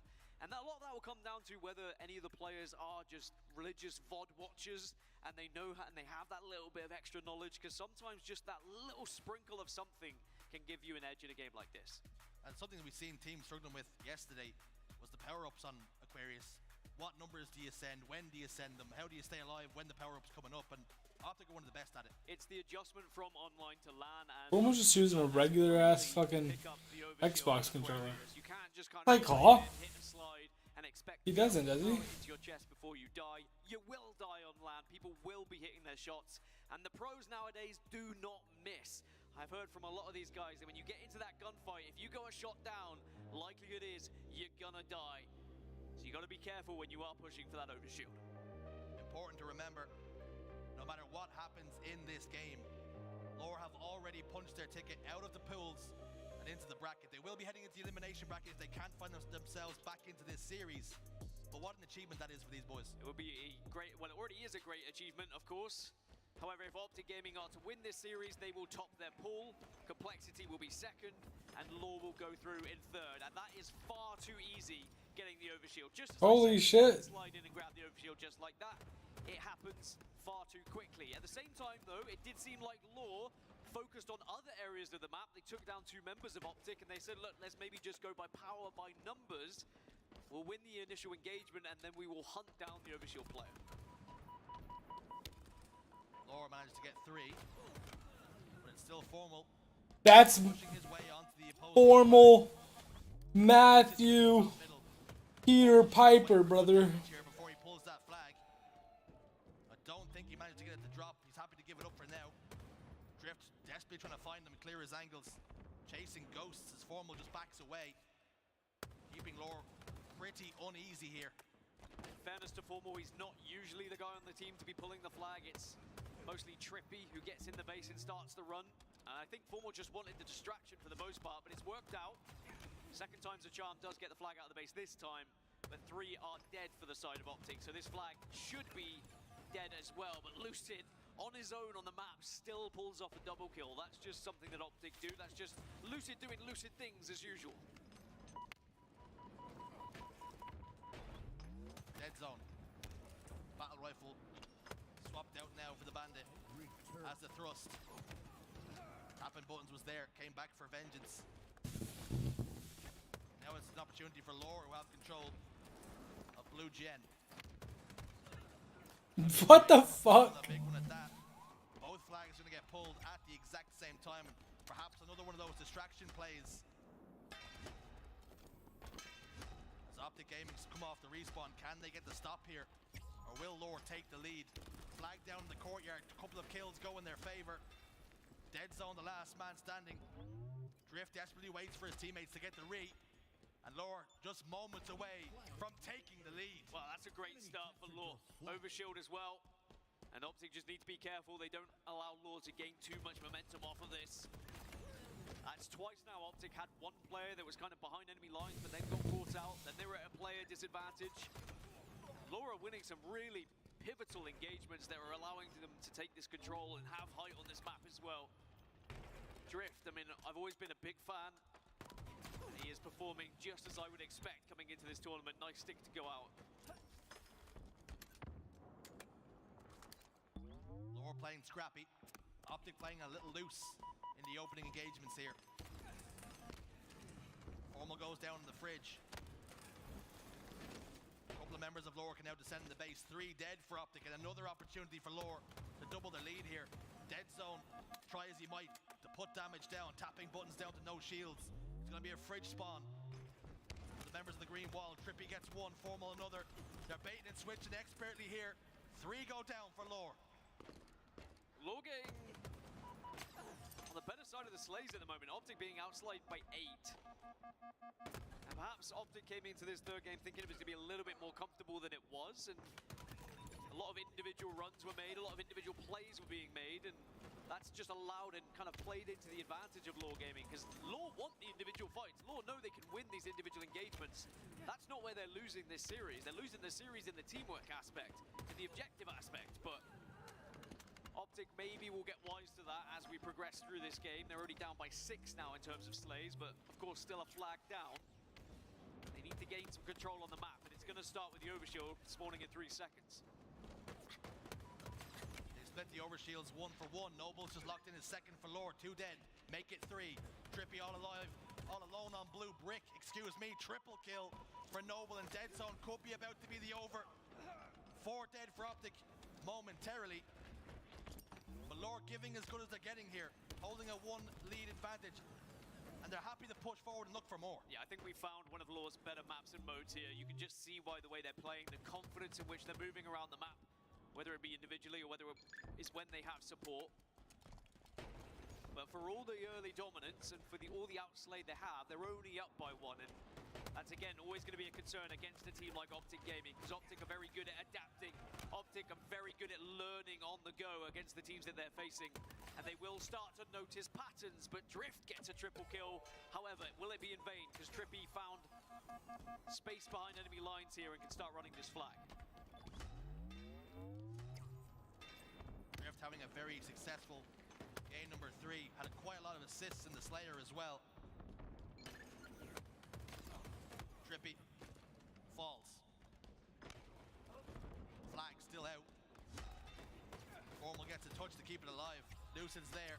3 dead for Lore, but they brought it to the one player that can have an influence in Noble.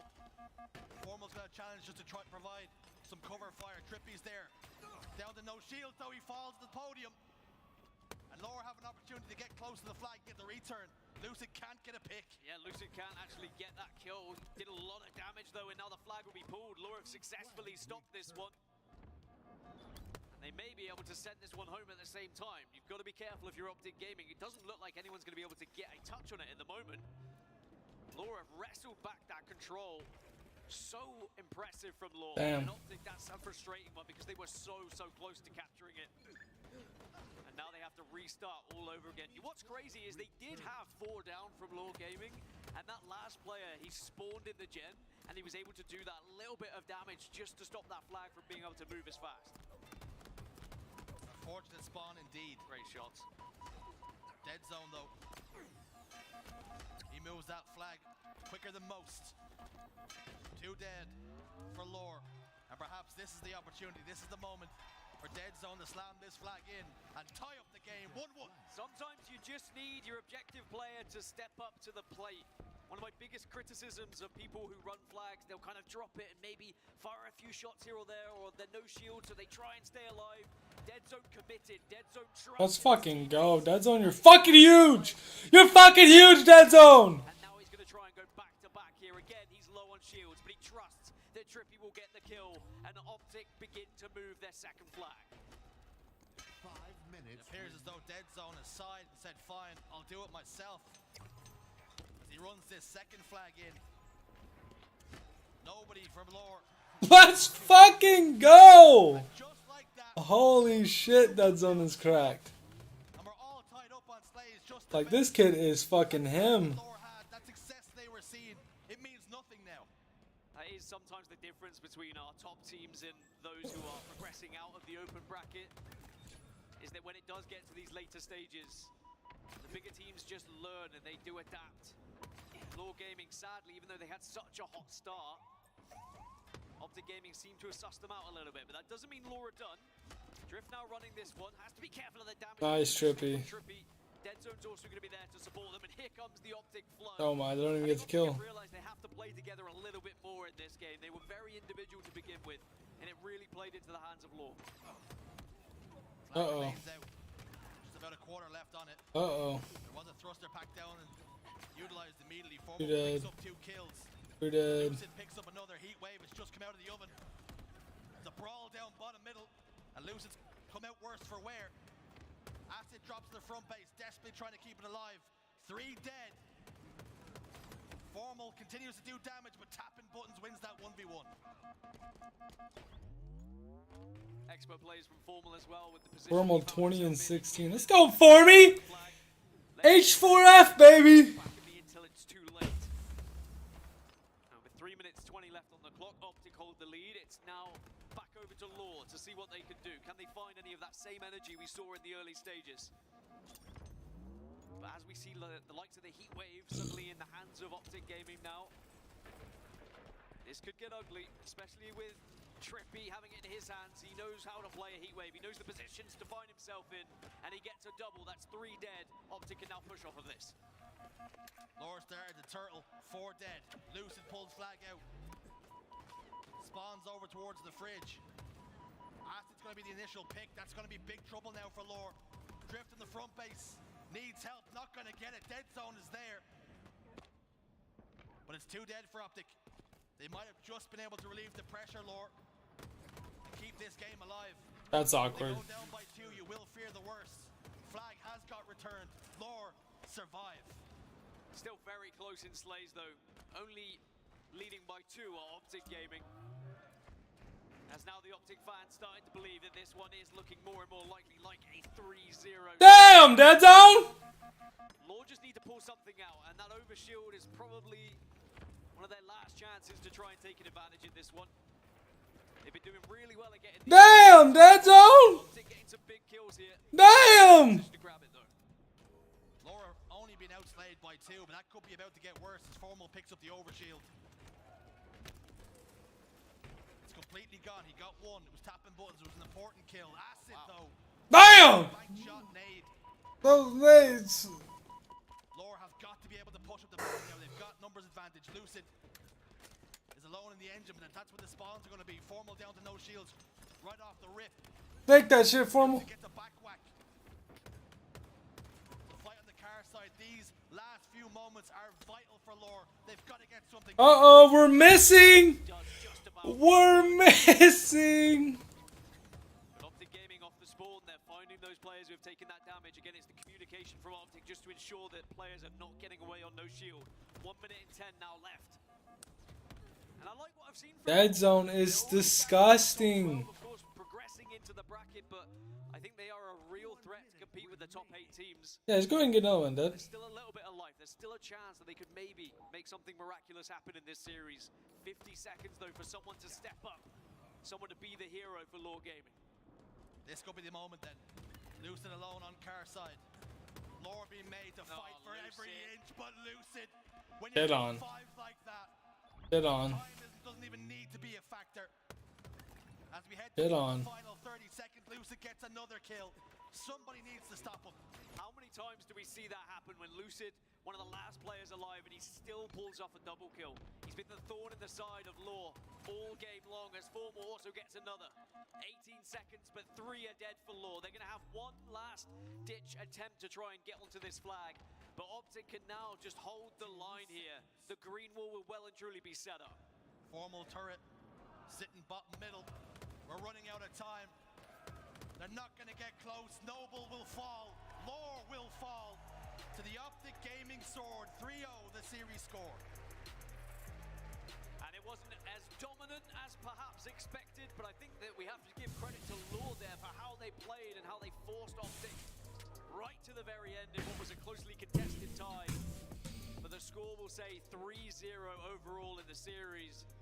We have to take our hats off though. Lore will be progressing through to bracket play because they took down Bittersweet early on. But it does confirm that Optic Gaming topped their pool and they are looking pretty hot here in Arlington. Bro, Dead Zone is disgusting. Oh, God. It's shitting. 27 kills, leading the lobby. And looking at the slays, Dan, Optic only winning by 4 in the end, but if they had that all-important little patch in the middle of the game where they got those 2 flags back to back. Yeah, at the start they were getting outslayed by +10 at one point. It was one of those starts where they didn't really know what was happening.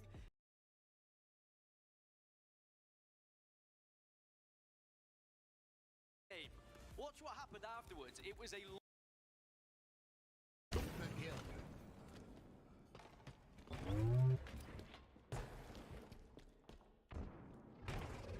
Well, this obviously isn't going to be close.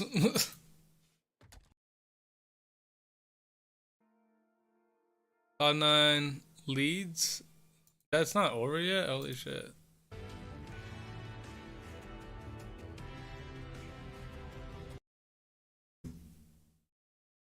today for sure. It's very difficult to criticize Lore after how well they played in that Aquarius game, but you speak about how they were outslaying them by 10, maybe 12 kills, and the press home your advantages. We spoke at the start of the series. If Optic Gaming give you an opportunity, you have to take it or you'll live to rue the day. I think it was more though Optic at times. You had like one player who was pushing Car, one player was pushing P, one was down bottom middle, and they were all trying to do their own thing. And I'm not going to say they were underestimating Lore Gaming, but it certainly felt like that in the early stages, because then as soon as they started playing together, the kills started to go their way and started to favor them more heavily. So Optic just a slow start, but that's okay. You can have slow starts and you can have bad games, because if you can still win your bad games, the age-old saying That was disgusting. still championship form. As long as you are winning, despite not playing your best, maybe your best is yet to come. And Optic may need that later on in the tournament when they face the likes of SSG. And FacePlan, of course, the reigning champs. 3-0 though is going to be the confirmation of the best of 5 we've just seen. And Optic, they'll top their pool. Optic remain on top, packing up their stuff. No doubt, ready to play again. Looks like they could be on a collision course with FaZe, and what a series that's going to be, Dan. Gonna be some teams along the way that can maybe upset the apple cart, but right now they're in good form. Yeah, you've now got to look at the teams that are in kind of the other areas that Optic are going to have to face before they get to the likes of FaZe and SSG. I mean, we've seen teams like Foe, for example, performing well and showing that they can be a real threat. We know that Complexity have already played against Optic, but they were in that kind of bracket scenario that maybe they could have been a squad. Rebellion is a team that Optic may have to face as this bracket goes on as well. So it's not like Optic can already start thinking about FaZe and SSG. There are a couple of teams that actually could throw a spanner in the works.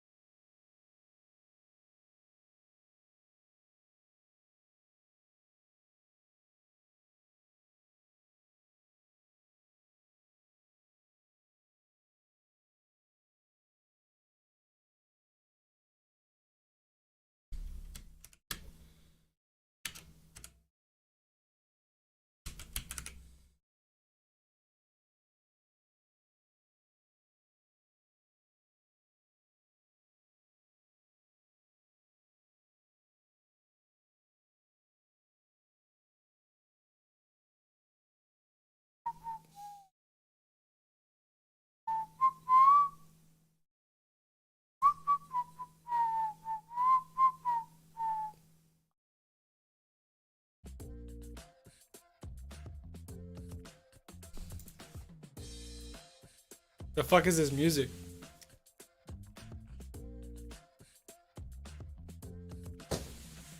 Right. If anyone's here, I'll be right back. I'm gonna go get something to eat and then watch the games. Well, watch one or two of the games.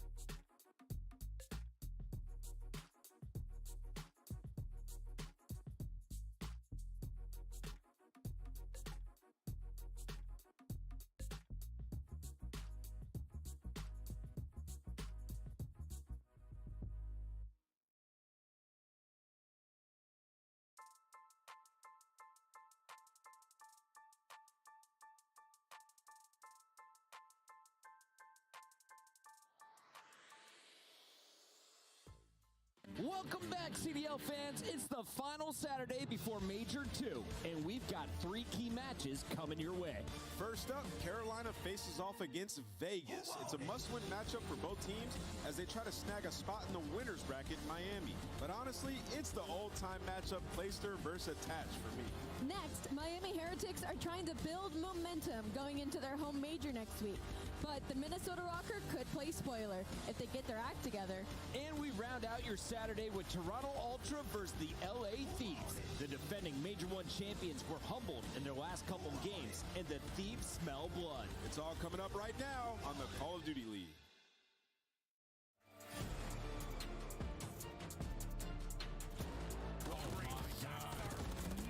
This has been a masterclass by the Thieves. What a brilliant moment for the newcomer on this Boston Breed squad. I don't have a clue as to how he's managed to survive. Shanti versus the world. This could be the most unbelievable turnaround. They've managed to pull it away. The Ultra, no hope. What a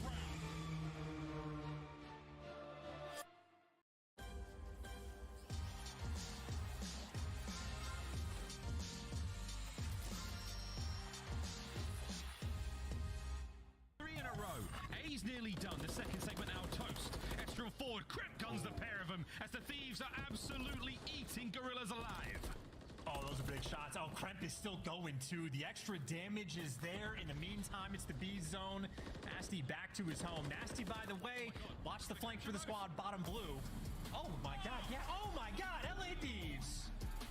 That is unbelievable. We've never seen that before. They captured both zones at the same time. It was poetry in motion. The Thieves have just run high-rise control in that final round like we have never seen before.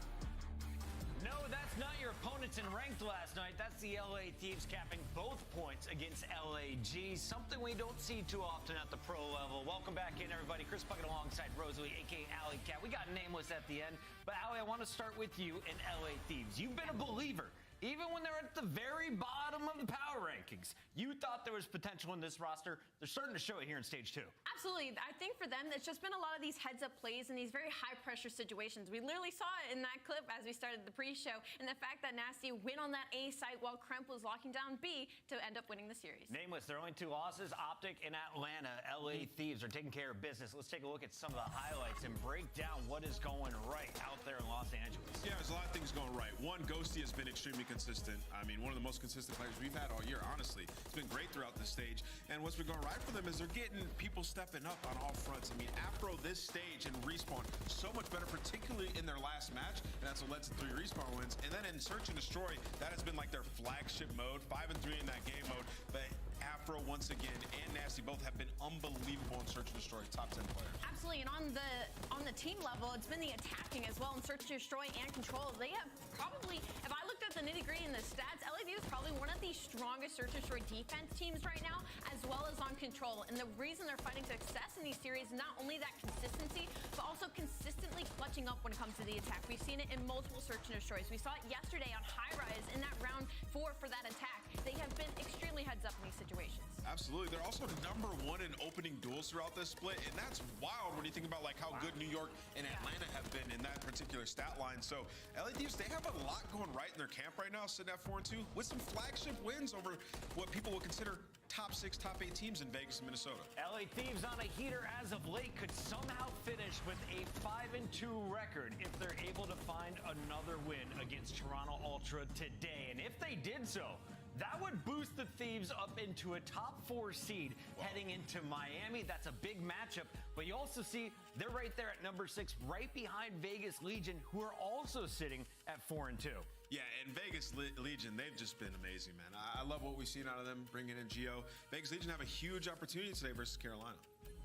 Very big opportunity, but I will say for the Vegas Legion, if there's anything that they need to work on, it needs to be that Search and Destroy. They have been a disgusting hardpoint team, but as we head into the major, for them to break into that top 6, maybe even top 4 conversation if we're getting a little reachy, it has to be in the Search and Destroys. They haven't been a very strong attack team, and they're struggling to make those in-game changes in the middle of some of these maps when it comes to those game 2 and 5.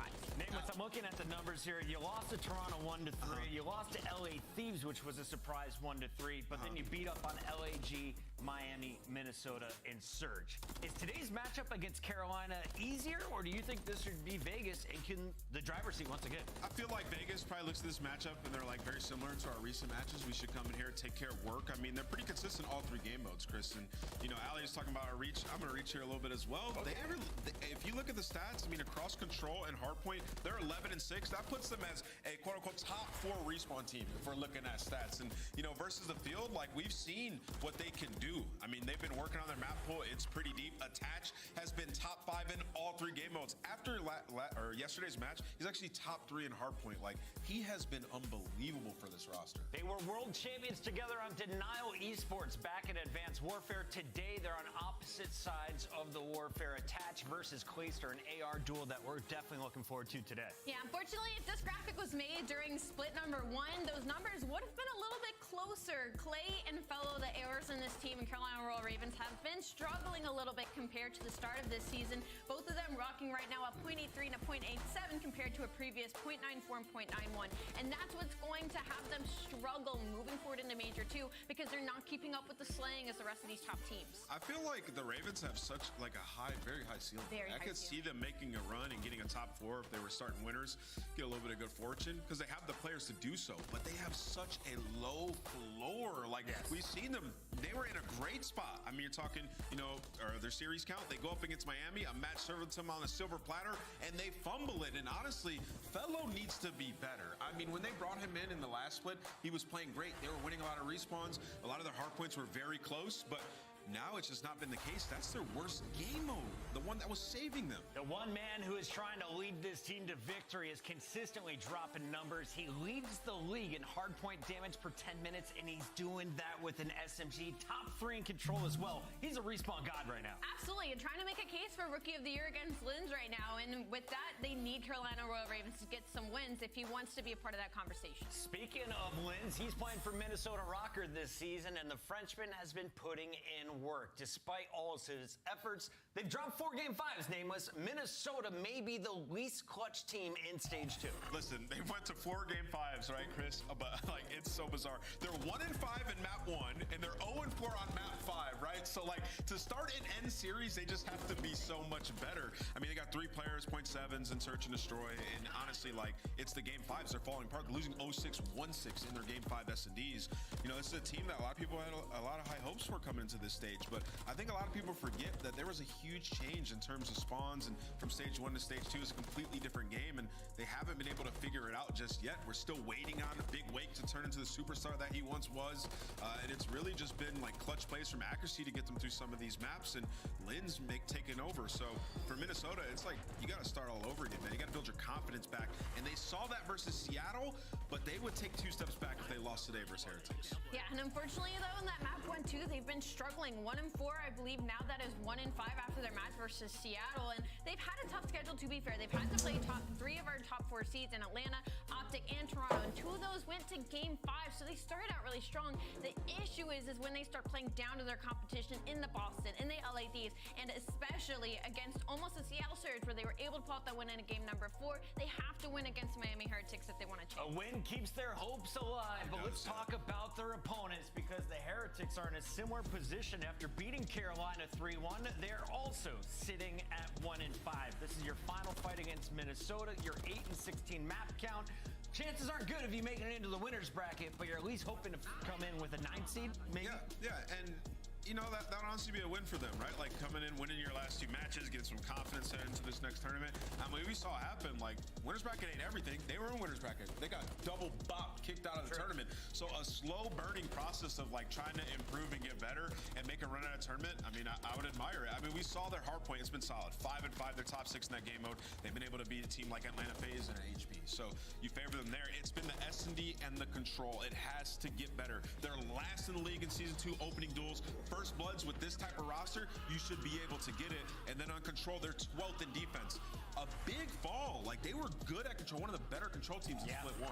Miami is a very confusing situation right now. They were on a 7-series loss spree. They get that insane W against Carolina. And now it's like, are they back? Are they transferring scrims? Like, oh, this series is so hard to predict. I do have to say, when they're winning, the vibes are high, and we hope to see them with smiles on their face. Eric Boom, everybody loves him. Let's see him on stage in Miami. You, of course, can catch his interviews live at the Major 2 tournament presented by GamerG. It's going down in Florida next weekend. Scan that QR code, bring your friends. It's going to be a party. It is going to be a party. Bring your sunscreen, wear some cool clothes, because it's going to be a lot warmer than we've had to experience up here in the north. Nameless, it's the final week of qualifiers, and today we got 3 more battles, including that Monster Energy matchup, Miami versus Minnesota at 4:30. But which of these 3 games has potential to go to a Game 5? I think the first one right out the gates is a heater, man. Like, if Carolina lose that, immediately we're just looking at them like a bottom 4 team, and they can't make winners. So, massive game for both these teams, honestly. Chat, get your bets in now. Are you taking Vegas or are you taking Carolina? It's Clayster and crew taking on Attach and the finest from Vegas after this.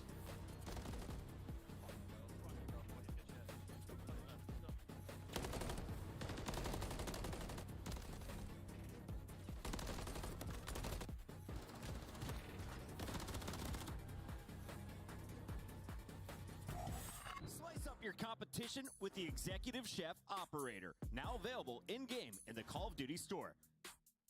Check out all of the awesome in-game rewards you can earn for free just by watching the Call of Duty League. What's on tap this weekend? An all-new lineup including a weapon blueprint, emblem, calling card stickers, and XP tokens. Just link your YouTube account now to start earning.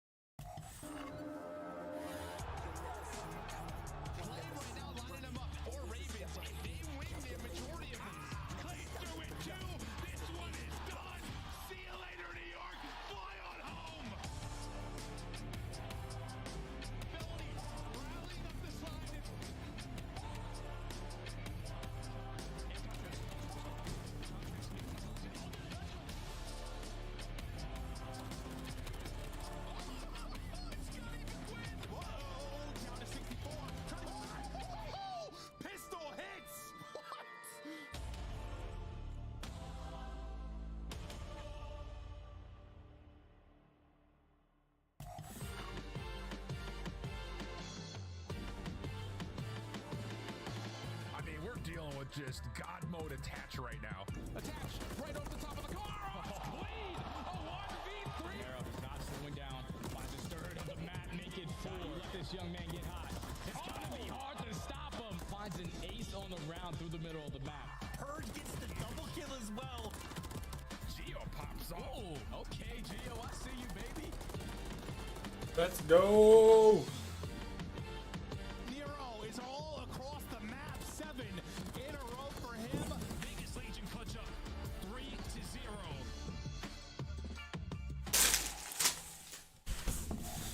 It's time to party. You are fighting for your life in the winners bracket if you're the Carolina Royal Ravens, but you gotta battle through a 4-2 Las Vegas Legion. The best we've seen from Vegas, I feel like, in any of their stages. Let's start with this squad and what's going on with this team. What have we seen from them recently? We've seen a really strong respawn team, specifically in those hard points. The Search and Destroy has been a little bit wonky, but when it comes to this matchup, it works in their favor. Here's a look at their roster. Nameless, walk me through it. Is there a MVP on the lineup currently?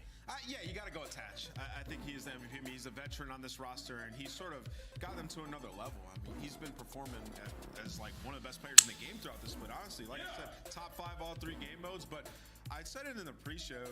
When a team follows the game script and they all buy into like how they want to play the game strategically, you take turns going off. That's a sign of a very good team, and we've seen that with every single match. A different player leaving their mark on it. Like first of all, early it was Nero taking over. Then we saw Gio getting involved in the last series. Attach consistently. So Vegas, it's going great in their camp. For the Monster Energy pregame, they're going for the record, tied most qualifier wins in franchise history this stage. 4 wins in Major 4 qualifiers, but we have a couple extra matches. Does Vegas keep it rolling right here, Allie? I think they keep it rolling, to be honest. Like I said, their hard point has been incredible. They're first overall in the league right now on hold. And then second when it comes to brace. Like Ann said earlier, might be pushing it, but they are top 4, at least statistically, when it comes to hard point. And I'm really interested when it comes to maps to modes of the series, though, because Carolina Ravens have been finding some success in Search and Destroy, and I think that control is going to be very important, and it's not going to be invasion, which is a big red flag for Las Vegas, because their last 3 wins have been on a control with 2 losses on high rise, which forces a Karachi in this series. Do we get a game 5, fam? I think we do. We absolutely could for Vegas. You know, the 3 maps in the middle of this, they haven't played this split yet, right? So either trying some things or it's just how the vetoes fall. It could get real interesting. Last time I went with Carolina, they lost to Miami. So today I'm going back to the old faithful, Attach and Las Vegas Legion. I think this is going to be a really, really close matchup. Even after seeing those maps, I think I'm still going to stay on Vegas Legion. Vegas Legion, Nameless, we going to make it 3 for 3? Listen, I'm picking with my heart, not my mind. Today I'm going with Carolina. I feel like they're going to win this one. We're catching up, fans. Do you agree? Yes, they do. All right, it's time to find out. Is Carolina making their way into the winner's bracket? We got Maven and Merc on the mic. Thank you, Big Sexy. All right, so you heard them kind of talking about what we want to discuss in the sense of we saw the maps. We were kind of thinking this looks like Las Vegas are trying some things. Yeah, I mean, they're 4-2. They're in the winner's bracket. You're going to play a top 4 team. Even if you go 5-2 and you take a 4 seed, like the 5th seed's going to be a top 4 team. So I think this is just them testing the map pool in the middle. They need some more maps, right? When you're a team, you're starting to get circled a little bit. Teams are going to prep a little bit harder. You know the vetoes. You're going to veto your best map. Yeah, it's so like what's win going to happen. Win or lose for them, it's like not the end of the world. Whereas on the other side, that you are battling right now, if you were Carolina, trying to get into the winner's bracket. Now, if you take a loss here, are there some ways that you may be able to get in? Sure. But you win, you are in. Let's see if they can do it. I don't think it picks like that crazy when you think about it like that. If you're trying some maps, if you're Legion, you're going hard in the paint if you're Royal Ravens. Listen, they got to come in hungry. We'll see if they can do it. I mean, Legion was in yesterday, so I mean, they played some great Call of Duty. I just think this Legion team's trying to get better and better. I mean, we heard the listening, how they were playing those respawns. I think they are just kind of locked in right now. They're loving the squad. The chem is there. And as Ant said, they're having moments. There's going to be 3 dead in some nice time for Legion. Yeah, no, they really have. And that's sort of what we talked about yesterday. When you have that consistent effort and attach, sometimes it's like you need one other guy to go off, one guy to have the big moments, and it's been any of the other 3 just having those incredible moments. As Clayster does come through with 2 on the feed for Royal Ravens, couple seconds left, and we get ready to rotate. Bro, Attach is in war. What the fuck? Attach lurking just tucked in the corner. Almost comes away with a fellow able to snap. Yeah, I mean, he hits the first one. He's hoping for a little bit of a lunge there on the second melee, but doesn't connect. Fellow able to get away from it. So there is the first. Clay's going to find the second. So a nice break opportunity. Gio! Locking it down. Trophy on. You do have, who is that, first stand alive all the way in the back, but he is taken down. So Carolina for now just want to put enough pressure to get them off the hill, and they're able to do it. Yeah, I mean, when we last casted him, like, yesterday, there's so many moments where Purge, you know, he's last alive, needs to get a kill or 2 or slow something down, he's able to. But the guy that really needed to get like those big multi-kills that was insane yesterday, Gia, he was a freak. That guy was on one. No, he was. Yeah, doing it with the sub, doing it with the AR. Big series from him. He's been consistent, but not always the pop-off moments we were seeing yesterday. Yeah, just those big multi-kills, just doubles, triples, just coming out to have these big swing moments. We'll see if he can have another day like that. But I think you're right. Like, they're just playing with a lot of confidence. Like, things are starting to click after they make the move and get Gio on this team. I don't know. It's just like what you're doing is working. You just want to keep perfecting that going into the major. Yeah, and that's it. Right? Trying to find some new maps, but over towards the, this P3, it's a good job from Gio to win off the hill and kind of break this up. You see where Carolina's spawning all the way out towards Palace. TJ, the last man alive up towards gas. I thought he was going to find one, but not going to happen. A huge break there for Legion. Yeah, I thought with the rival there, maybe able to do it, but Gio able to take that fight. It'll be another hard point string together now for Vegas Legion. They look to get the advantage. As Gio putting in damage to the back tank, sets it up for attach. Fellow trying to snap with the car now coming into the fray for Vegas Legion. You go up 50 now. You're looking to get the rest of this scrap. We'll see if Carolina can start to swing it back. Well, and this is what Vegas did so well yesterday in the hard points was these breaks at these money hills. They just did not allow Surge to get back into the game. And even just a hill like that, I know it is very early, but you needed a response from Carolina. Now you're down near 70 points early. We know how important sort of that P3 is. But there is the break, and then you get a good amount of time from Legion. Yeah, those hard points yesterday, just had the advantage or ahead and able to hold on to it. Not like those crazy swings like we've seen in a lot of these series. For the most part, handling business, playing well with the lead. We'll see if they can continue to do it here. For now, this central hard point doing a good job just keeping people out of it. It's nearly 20 seconds was already off the point. Now trying to get into will be Royal Ravens, but making it difficult with Attach. Is Attach getting 2? Update in 4. The guy's been a rock. Yeah, Gwyn right now just trying to stay alive. His 3 teammates, they spun up all the way Palace. Gwyn, he's going to have to try to make a play, maybe to help them get out for P5. And well, he's going to do that, so he's going to find a double, but the spawns... DJ 2 and 10! So they're going to rotate over towards P5. But what the fuck? No, they're going to try to go quickly, but that is going to be shut down as Purge playing his life. Finally traded out. But it's just TJ now, the furthest man forward for Carolina. Gwyn so close to making that play, just too many bodies for Vegas, and then Gwyn gets rewarded with a Palace spawn. So he's got spawns out so deep after nearly making the heroic play, but now we get ready for next. You've sort of booked this up. The top street got near the point. Now you've got a 3-on-3 here at the point. Lining up in front of them will be Purge.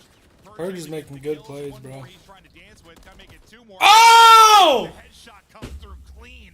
Fellow gets ripped in. Holy shit! One of those moments Purge has had. That's my boy Purge! Again, they don't rush to the hill. They spawn up back parking lot. You had one player and Fellow get a kill on the flank to try to pinch. But there's nobody really on it, right? They're taking their time, controlling blue, controlling DVD. Then they find those kills. Now they are on the point. We've seen that with Invasion, kind of playing around map control first. And well, that's going to turn into some time. And through this first set of rotations, what we talked about yesterday, just that 80-point lead for Legion. And well, Legion, the listening so good yesterday. Let's go to a listening with Vegas.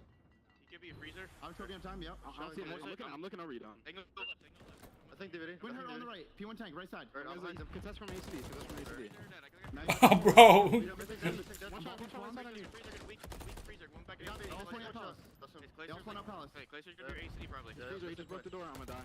I got native. Right side, going dark, and one guy's in cap, so quiet. Yeah, I think he's contest from ACD side. Take your time. Don't get time. Damn, Attach! Freezer. DVD, TJ. He's weak at time and one fuel tank. Fuel tank, left side, right side. Take your time, cap. Waiting. Yep. His choke no time. Time work P1 door. Bottom blue TJ. Okay. Back freezer hurt. Sending a time. I got my time. I killed my time. Don't shot time. Oh. Nice. Alright, one PO tank in the corner. Okay, what's blue on me still? P1 tank fell on time. There's 2 on time. Okay. There's 2 on. Excuse me. One shot P5. Gotta go kill skid. We need to go kill skid bottom blue. I'm waiting for bottom blue down. Okay, I can pitch Tom. They could spawn right behind you. Oh! What the fuck, fellow?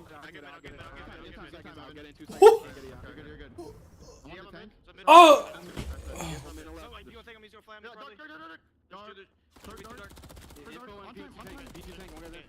No Attach?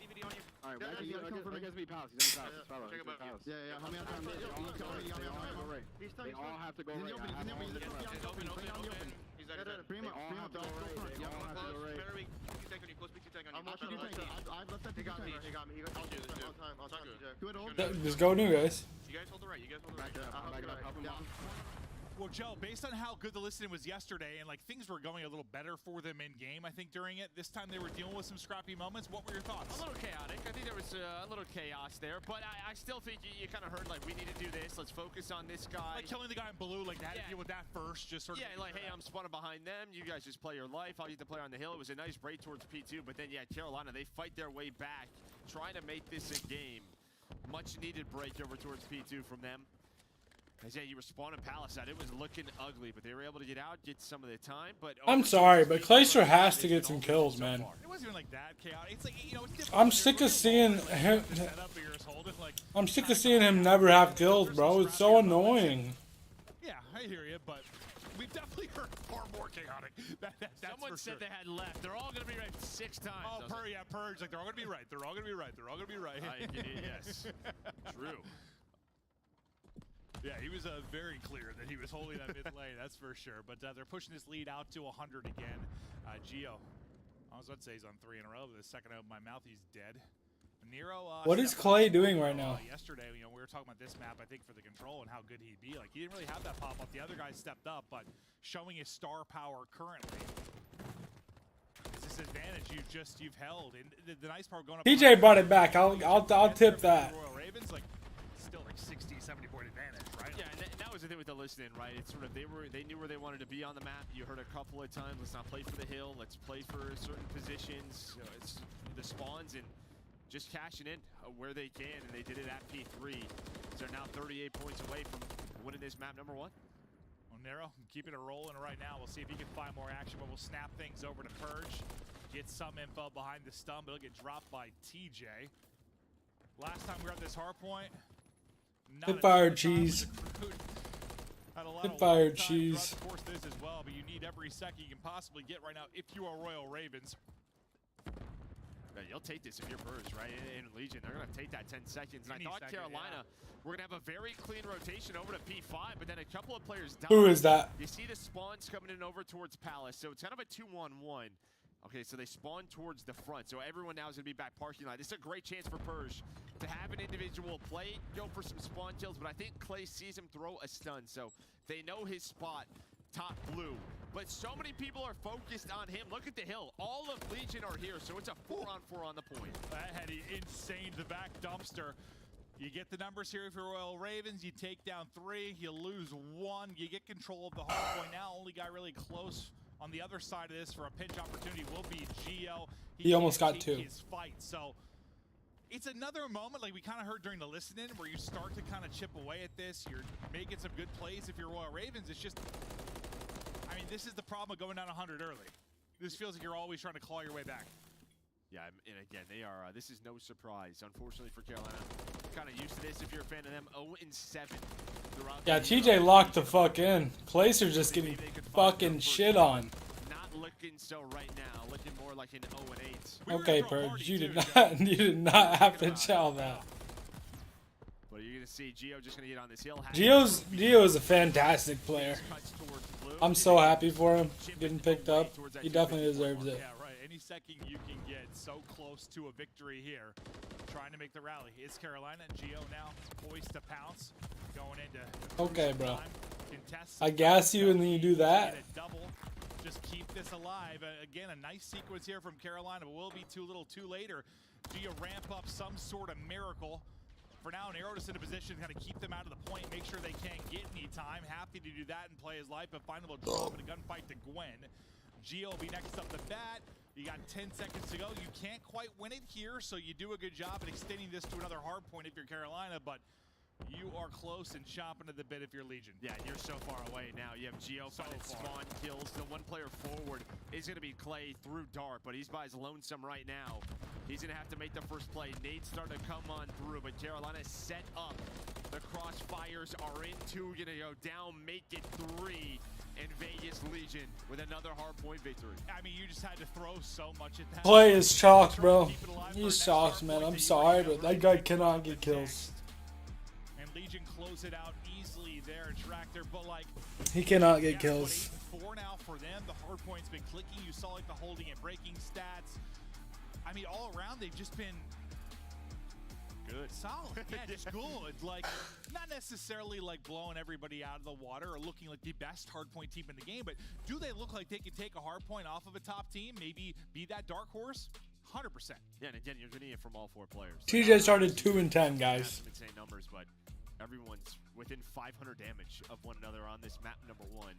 On the other side, it just felt like you started a little bit too slow, right? There were a couple opportunities. That P3, I think, just right off that first rotation, set the pace for Vegas Legion, how they wanted to control the map.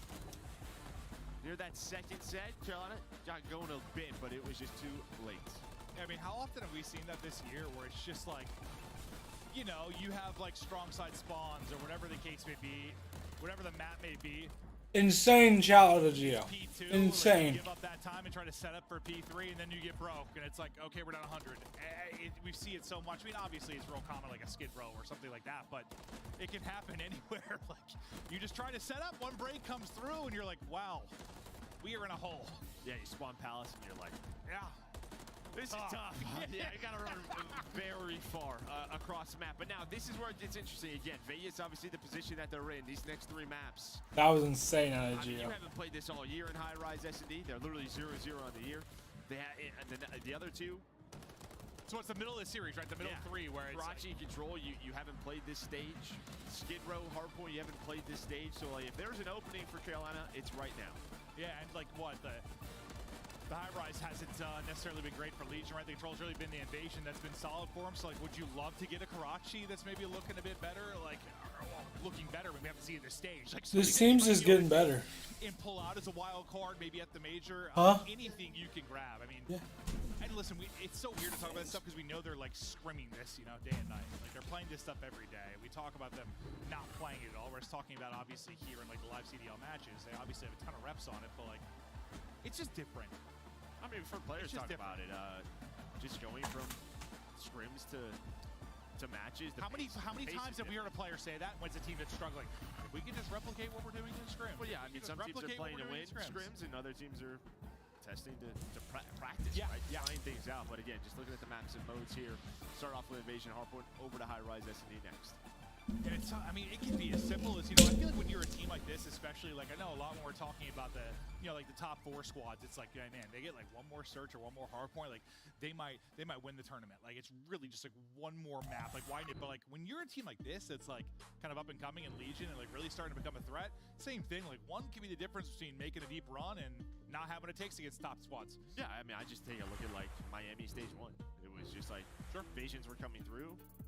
Not really, and then they started getting taken away, and the struggle started to happen. So Vegas know this. They're going to start to be looked at, their VOD, their records on every single map, and that's going to get taken away from them at the major. Let's take a look at some of our search and destroy stats here for the Major 2 qualifiers. We're so close to heading to Miami. I think Joe and I head out Tuesday. Can't wait to get there, but this is how the search and destroy is looking for these squads. And Joe, as you were going through stuff, what were your thoughts? Yeah, and you know, we talk about map pool. I think S&D, this is you know, another one where they're definitely going to want to get better. But you look at those bottom 2 stats. I mean, the first in the league in conversion rate. So when they're getting first bloods, they are winning almost 87% of their rounds. So can they find a little bit, maybe more of that? Because that is that's number 1. And if you're Royal Ravens, can you find any of that because you're 12th? Yeah, I mean, this was kind of the issue, right, with Carolina. And we saw them getting better through Major 1, but it feels like that sort of honeymoon period's going away. A lot was on, well, their search is getting a bit better, but you can see in the stats-wise, it still needs some work. So, like, listen, not all first bloods are the same, you know, or opening duels. Like, not every that's why that the conversion same. rates. But when it's like when you're 12, like, is it something where like you're getting a kill and it's just you're not decisive enough behind that, or taking a risk? I mean, it's probably a combination of all of it. Yeah, I think it's just like little comms, like kind of the second step of the map after we have this first blood. Where do we want to go? How do we want to execute? Because anyone can come up with like an opening, you know, here's our routes off the break, here's what I'm doing. If it's after that, yeah, then it gets hard. And how you want to play certain situations. Talking about those first bloods, maybe you want coming right up right now. Purge with that rival. There's going to be the first. Go Purge. Let's go Purge. 7 missed the timing. Man, let's go Purge. Well, okay. But he knows where he's at. Sometimes Joe curse him a little bit there, but no, he gets the first blood. He'll drop, and now you're going to see if they can still get that incredible conversion rate that they have. You put it back into a 3-2 favor quickly. It's a nice trade. As Felony was the one that was able to take out Purge. So you're efficient there if you are Vegas Legion. Now TJ, maybe the guy trying to make the play. We'll see what the timing will be like, or if it's going to be picked up. He's got one to his right, one to his left. Decisions to make. Gonna take out the first, maybe grab an MCW, and now he can snap. You were seeing exactly what he was going for, but maybe you try to get around the corner and stay alive a little bit longer, but nearly able to turn and burn. Yeah, he's not thinking there's 2 in their base. The reason there's 2 in their base is because you have attach all the way across the map, just kind of saying, hey, I will help pinch based on the numbers pretty much play off of me, play your life. And there we go. There's the info from Attach, hits the slide, and he is out. Round done. 1-0 to Legion. You know, it's funny. I was thinking he like knew there was another because he just kept looking over there the entire time. I thought he got a comm or something. This way he kept looking left, but and then like the instant MCW and snap, I was like, ooh, catching it midair. Yeah, that would have been sick, but not quite able to do it. So you continue strong on your first blood conversion rate if you are Vegas Legion. Purge finds the opener. Fellow swiftly with kill onto him, but then you take numbers again if you're Vegas Legion, and you kind of keep that throughout. So great job there. TJ, chance to disrupt, but not quite able to do it. Now, end of round 2. We'll see if Royal Ravens can bring it back. Offense over to Legion as they're working up this A site. On the other side, you're going to have 2 players working B side. There is a quick trade.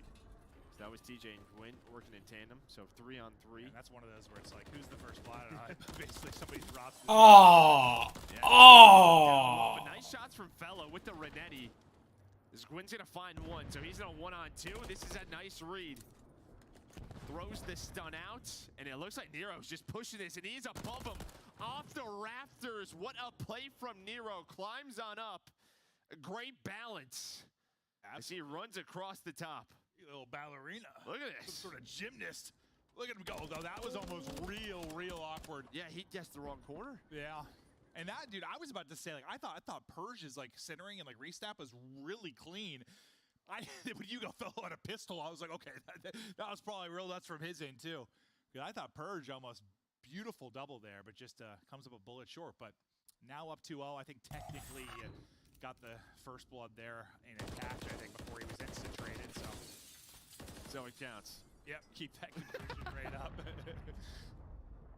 The in Carolina just kind of back to his default 2 players down low. Nero going to give that calm.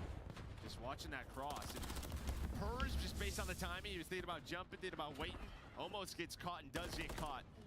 Patch trying to find the trade, but TJ known for being a very quick climb on the ladder. And where, you know, if you're Carolina Royal Ravens, you're last in that conversion rate. Well, you get the first blood. Now you're in a 2 versus 2.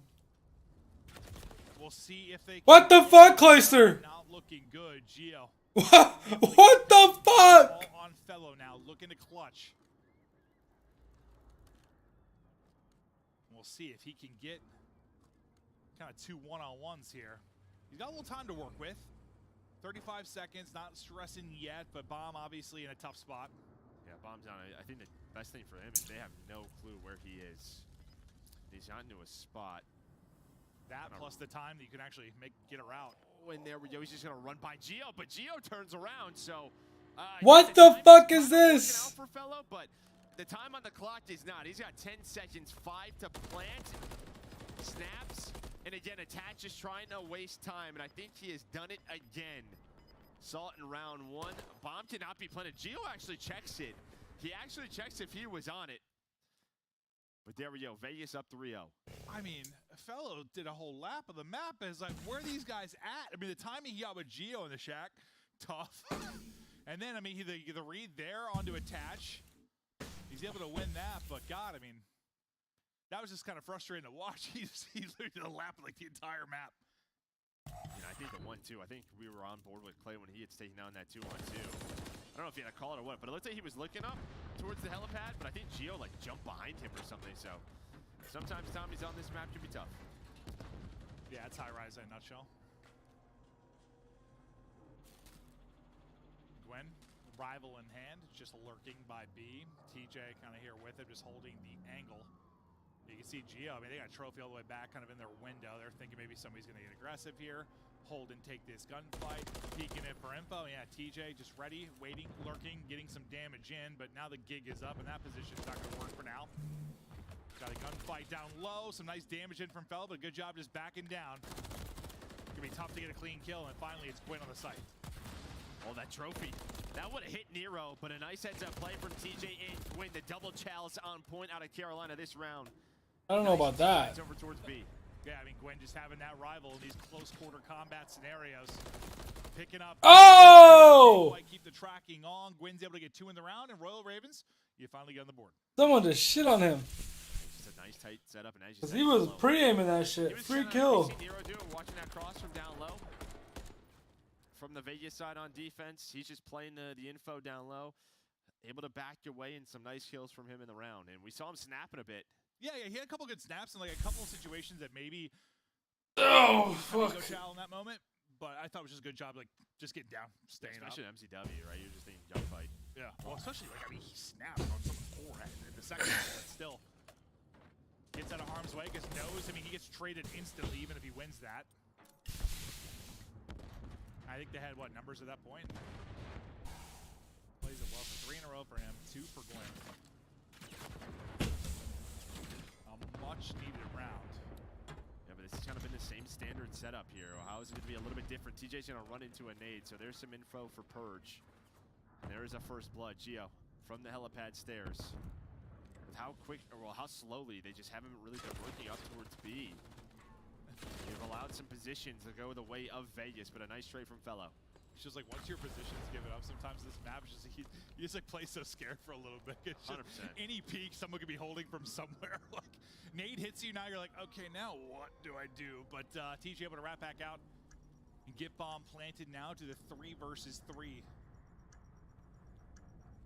Interesting spot here from Gordon. Has to be careful. That's an explosive barrel. Nice to him. Purge, though, some great shots. Able to find the headshot with the rival. Almost gets a second, but he starts the trades. And now it's down to TJ. A 1-on-2. He gets picked apart. It comes down to the retake.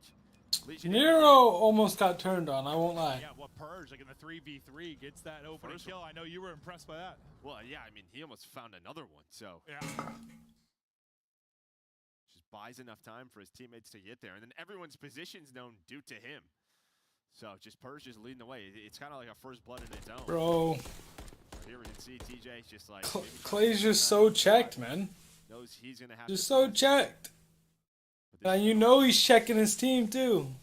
Slowly started to, you know, not crack into that top 4, but find some separation. Like, it sort of felt like the top 4 and everybody else for a while there. And now with the run from Thieves, the run from Legion, starting to, I don't know, feel like middle of the pack, yeah. Yeah, I feel like there's a different tier now. Another first blood over to Legion. Nero gets it. TJ trades it. Now 3 versus 3. Gio pounces from top heli. Puts numbers in He their was so favor good once at again, finding able to get kills, these bro. 3v2s more often than not. And then just doing a good job of not throwing away their lives. I think maybe he spotted TJ there. Yeah, looks like he's ready for it. And there we go. Nice shots from TJ, but just kind of had to back away, shooting the barrels. Attached, though, just going to work up, plant this bomb. Again, just sort of a give and take on this map. Legion know exactly how they want to execute. Win trying to hit the player on the bomb, not going to happen. And then they pounce on that immediately. Gio's so good, bro. Gio gets on it quickly. Look at this fucking teamwork, bro. TJ is in trouble. Another round to Vegas Legion and comfortable again. Jenna, if you look at the one round Carolina's won, it was that tight setup over towards B where you're kind of team shooting, there's trading quickly. I feel like outside of that, it's kind of just been the Vegas Legion skin is so clean. Comms deep into these rounds are a little bit off, not challing together. Well, yeah, I mean, it's, I would think just at the, I mean, what do we used to joke about back in Jetpack, like COD, like search? If you're not a good search team, play as 4. 4 hits something, like 4, it's not the same, but like, it's a little bit easier when you're in a tight setup, 100%, yeah. Just from the comm standpoint. You remember those, like, LG 4-man hits? Like, oh gosh, shout out Sam LaRue and Nikki D. Oh, Titans. Able to take one out, but still you get the numbers again into the 3v2 if you are Legion. Some information there if you're TJ, but the information comes in the way of bullets, and Nero takes him out quickly. Fellow last alive, and he is dropped. It's a 6-1 victory. Legion making a statement. Clay is checked. To separate themselves from the rest of the pack. Clay is checked. Gwyn is checked. Gwyn is thinking, why am I the only one who can get kills? Why can Clayster never get kills? Deep breaths. They're going to have to refocus on this Karachi control because right now Vegas running away with this. And wasn't that, remember back to like the first time I think we saw Carolina Royal Ravens play here was when they, first time I can remember was when they played Optic, right? It was like a 6-1 or whatever it was. Remember like Gwen fell off the map and all that, and we were like, maybe they've got another map here. Since we've seen them play that since then, not really. Zero help on the map. Zero help. Zero help. Bro, I love Clayster, but bro, he's been playing like shit. It's annoying to watch, honestly.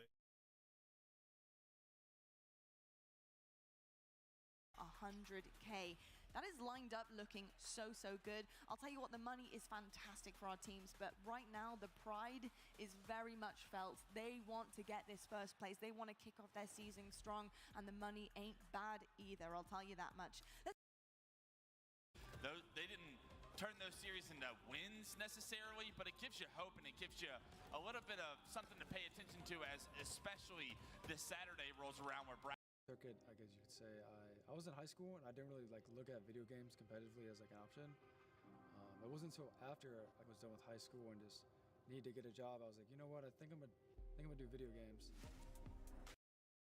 This is not the last we'll see of them today for sure. It's very difficult to criticize Lore after how well some of the names here.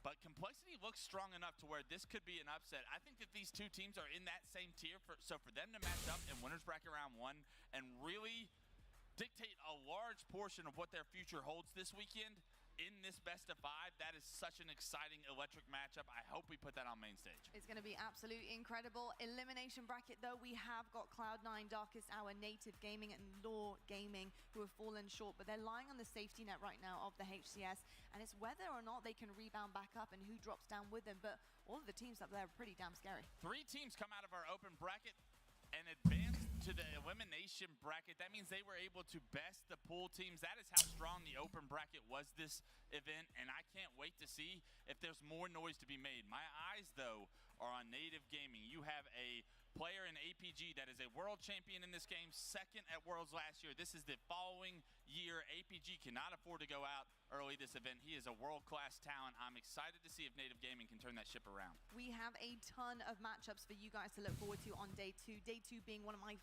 favorites of all time because it brings so much action. We've got Complexity. They 3-0'd Lore Gaming this morning. Bittersweet. They went down to Lore Gaming. We got Optic Gaming 3-0ing Lore Gaming. That's a lot of Lore Gaming. Lore Gaming got 9, or no, never mind. They won that 3-0 against Bittersweet. I was about to say that was a rough one. I don't know how right that is. That's a lot of Lore Gaming on there. Okay, and then we also have Space Station versus Optic coming up next. But I'm very excited about this matchup. We do have actually correction. It's Space Station versus Quadrant. That's coming up next. Correction. So let's chill for a second. But let's talk about Space Station Gaming first because hopefully this shit ends fast. Because I'm ready to fucking watch Halo again.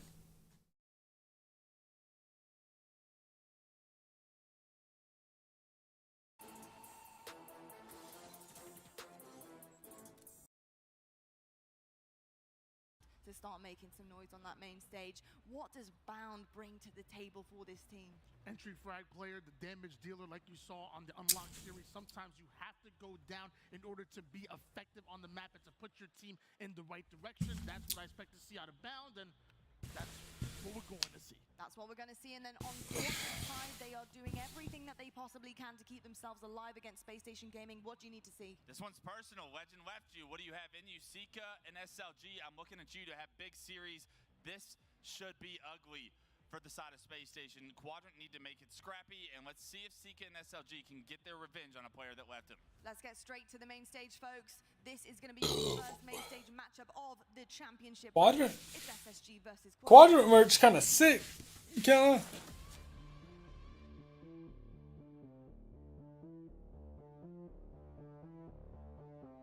Yo, low key, Stellar, Bound, those are some good looking men. Eco's pretty cute too. And Legend. SSG's a cute looking team, I can't lie. Wood. They're kind of bad. All of them. But Bound is really, that's an attractive man right there.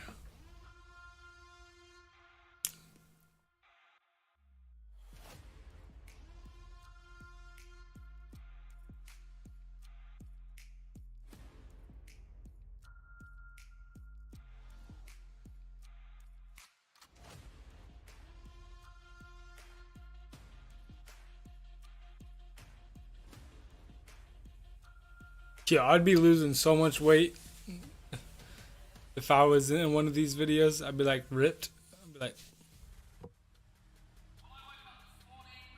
little bit of a desire to watch some world-class Halo, and I don't know about everybody else, but that's Get a little sweaty, enjoy some sun, get a little tan, eat some food. Yeah, that's what you do. Yep. Okay. Well, back to Legion versus Royal Ravens here. You know, Clay got to be frustrated after that last one. You know, he drops a goose egg in the map too. Kind of steps away right away. I mean, for all I know, he's had to sprint to the bathroom. But more often than not, after a map like that, probably is frustrated. Need to take a breath. I think you'd see on all their faces some frustration. Well, you know, you and I were talking about this sort of in the break, and I kind of asked you. I'm like, listen, when we thought it was you know, honeymoon period or a good team in Carolina, remember, it was just like the hard point was clicking. The other two weren't. And I sort of said to you, like, is it different with Legion? You're like, I think they are a good team. Yeah, no, I mean, you've been seeing it brewing up. But taking a look at the Monster Energy pregame here for Carolina Royal Ravens. Control map pool concerns. Yeah, 3-2 on high rise. Throughout Major 2 qualifiers, your own 1 on Invasion. Have not seen it yet here on Karachi. So they got some work to do. And again, for Vegas Legion on the other side, we have not seen them in the qualifier play this control. So again, testing that map pool for the major. Yeah, every time I say we've never seen them, I'm talking about this qualifier. This roster. Yeah, basically, yeah, this roster, which is the big thing. But it's crazy if you think about these two franchises. Last time they faced off, it was that crazy reverse sweep, like all the way back in week 1 or 2, whatever it was. Like one of our first insane matches. How much it's changed since then, just on these two rosters. As we get to the action here on A. Yeah, trying to at least get one tick done, but a nice retake. Now they got to be worried about that B push. You see a couple players spawn up. And well, near junk. They're going to go maybe for a transition play over towards B with TJ and Gwen in that area. Clay just going to get on the point, work the objective on A. But I like this play from TJ, just going to staying alive, finding that free kill. I loved it. He just spawned up. He just went right to the corner, just in the dumpster wall. I'm like, whoever that is, I'm just staring at the minimap. Whoever's going over that's going to be pissed off because that's always a tough death. What was that? I mean, jumping in the top, red hits the mantle and the shots. Demon. Again, bit of a retake here for Vegas, so you get them. And they're about to get spawn trapped. They didn't fully commit towards B, like maybe I thought they were going to. With that first kill, did Carolina, so now they're going to have to retake and play for this map control. How many lives do you throw away maybe in the process of trying to save points? So far, it looks like it'll be relatively efficient. They're able to finish it off. Now you get the extra minute to work with. Minute 40 to go on the clock. Trying to get set up, or into their setup, is Paris Legion. Go in there with the trade. Maybe a second fight onto attach, but he's just lurking for now. They're able to take out Narrow as well, so you've got a couple of kills. Just get a little bit of map position here. What's always the big thing with attacking this point, trying to get this close red spawn, but you do have one player kind of blocking it right now. It will be Purge, so you see them hunting him, but he's fucking Purge! That's Purge, eh? TJ's here again somehow. What the fuck? TJ again in this corner. I'm sure they're gonna try to find him as quickly as possible and do just that. Just another one of those nice little moments from Purge. Yeah. Just. I mean, were they a big threat in that moment? No, but if you lose red side control, you never know how things might unravel. Just gets a double. Yeah. Now we're just 45 seconds off the clock, right? There was a minute 30. He's on 4 in a row now, too. Make it 5. Nope. Nice little slide there from TJ. Why not go behind the couch if you're going to chow that? Go his way the first time it does, but he has Geo here attach, reinforcing over towards this bus. Able to catch Clay. Bro. Sprinting on over. And very staggered here. Attach is just going. Control of junk. Not able to do so. Maybe ignore that player. Looks like that's going to be the call. Purge jumps over the wall and gets a kill. 17 seconds left in his desperate. Purge is insane, bro. Purge wants to win. Purge is a winner. How often?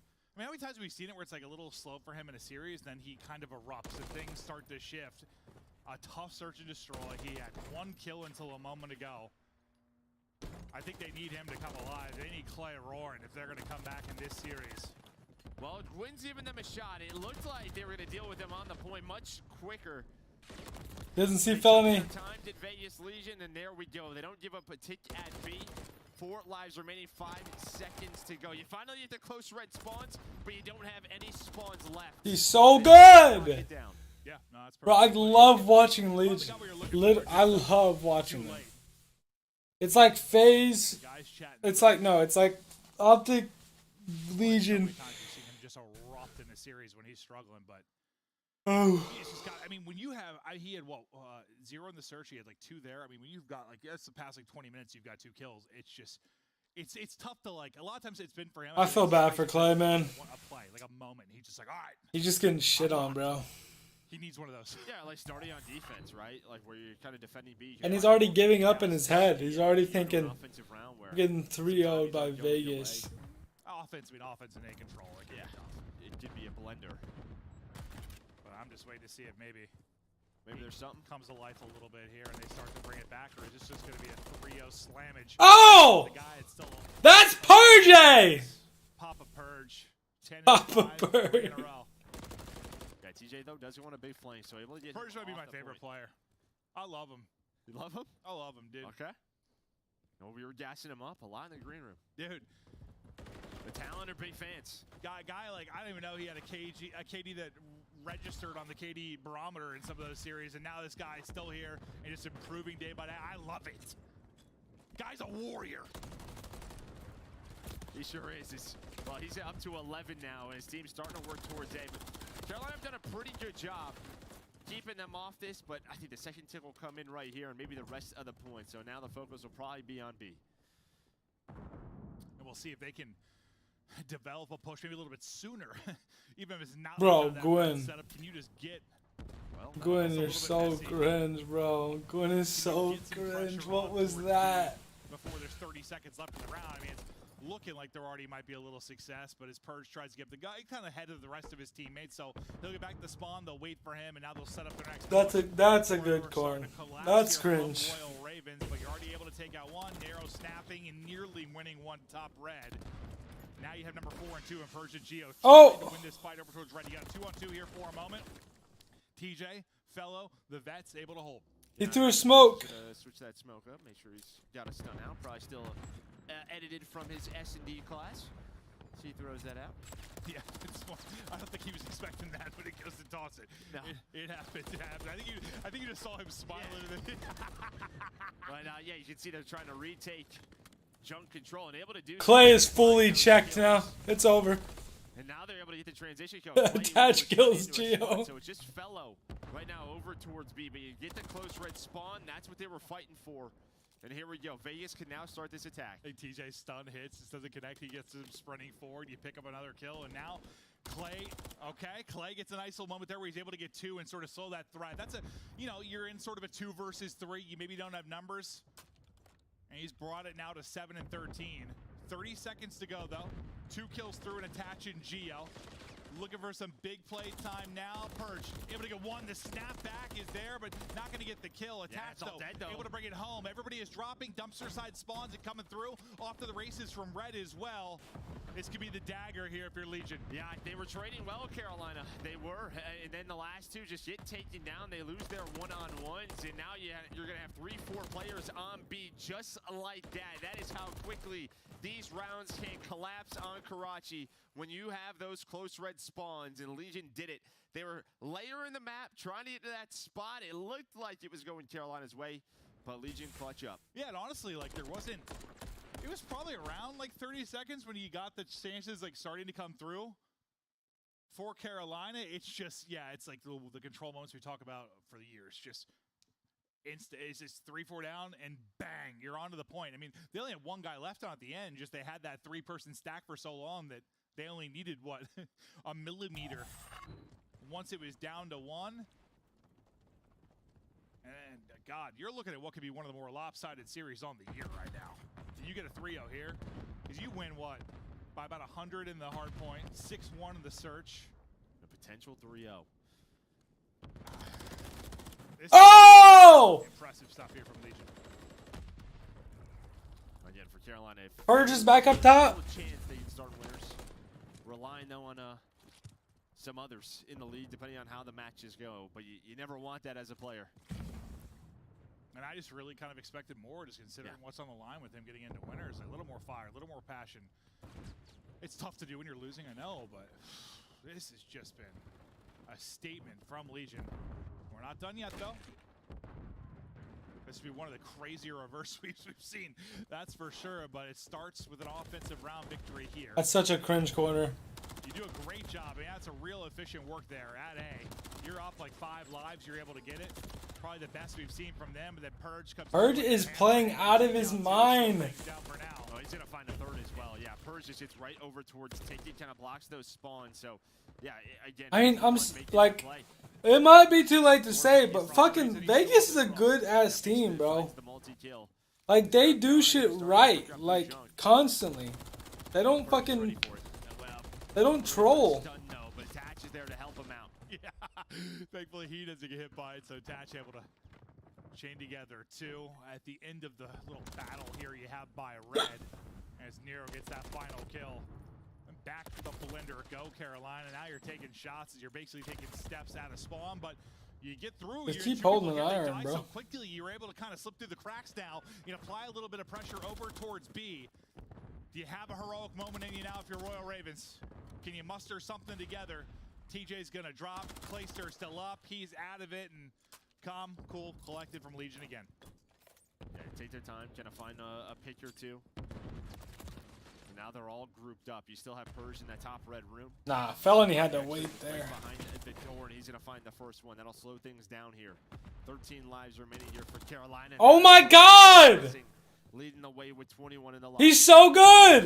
He's so good! Absolutely locked, putting people on skates, making plays. Holy shit, Purge! 45 to go now to close it out. Purge! In a remarkable series here from Vegas Legion. Uh-oh. Yeah, it's that 3. Uh-oh. It comes quickly. It's like a lightning bolt. Let's go, Purge. Carolina Royal Ravens are onto it. That's it. They're stacked on it. Purge for the win. So deep. You're going to rely on Purge here to try to find something. Purge! Kill him and Gio. You were not force stacked on this if you were Carolina. It comes down to a one-on-one. Gwyn is going to win it. He's up to 4 in a row. That's so GG's. still a chance here for the Ravens. It's just like that. Woo! You get around victory. Maybe some momentum, maybe. Maybe you thought it was done, and then it's 3 down. Off to the races they go. Gwyn, last man standing. He had like a little bit more to do than like we saw in the previous round, where you got the victory if you were Las Vegas Legion. I thought for a second maybe it's a chance for them to get back, but not going to happen. They close it out, and now they try to claw their way back in this one. Maybe Gwyn can earn a streak. You hold the defense here. It comes down to around 5. Come on, Clay. Lock it in. But I just saw, like, yeah, so 1 or 2 players from Ravens kind of hop off that point, and that's obviously slows things down.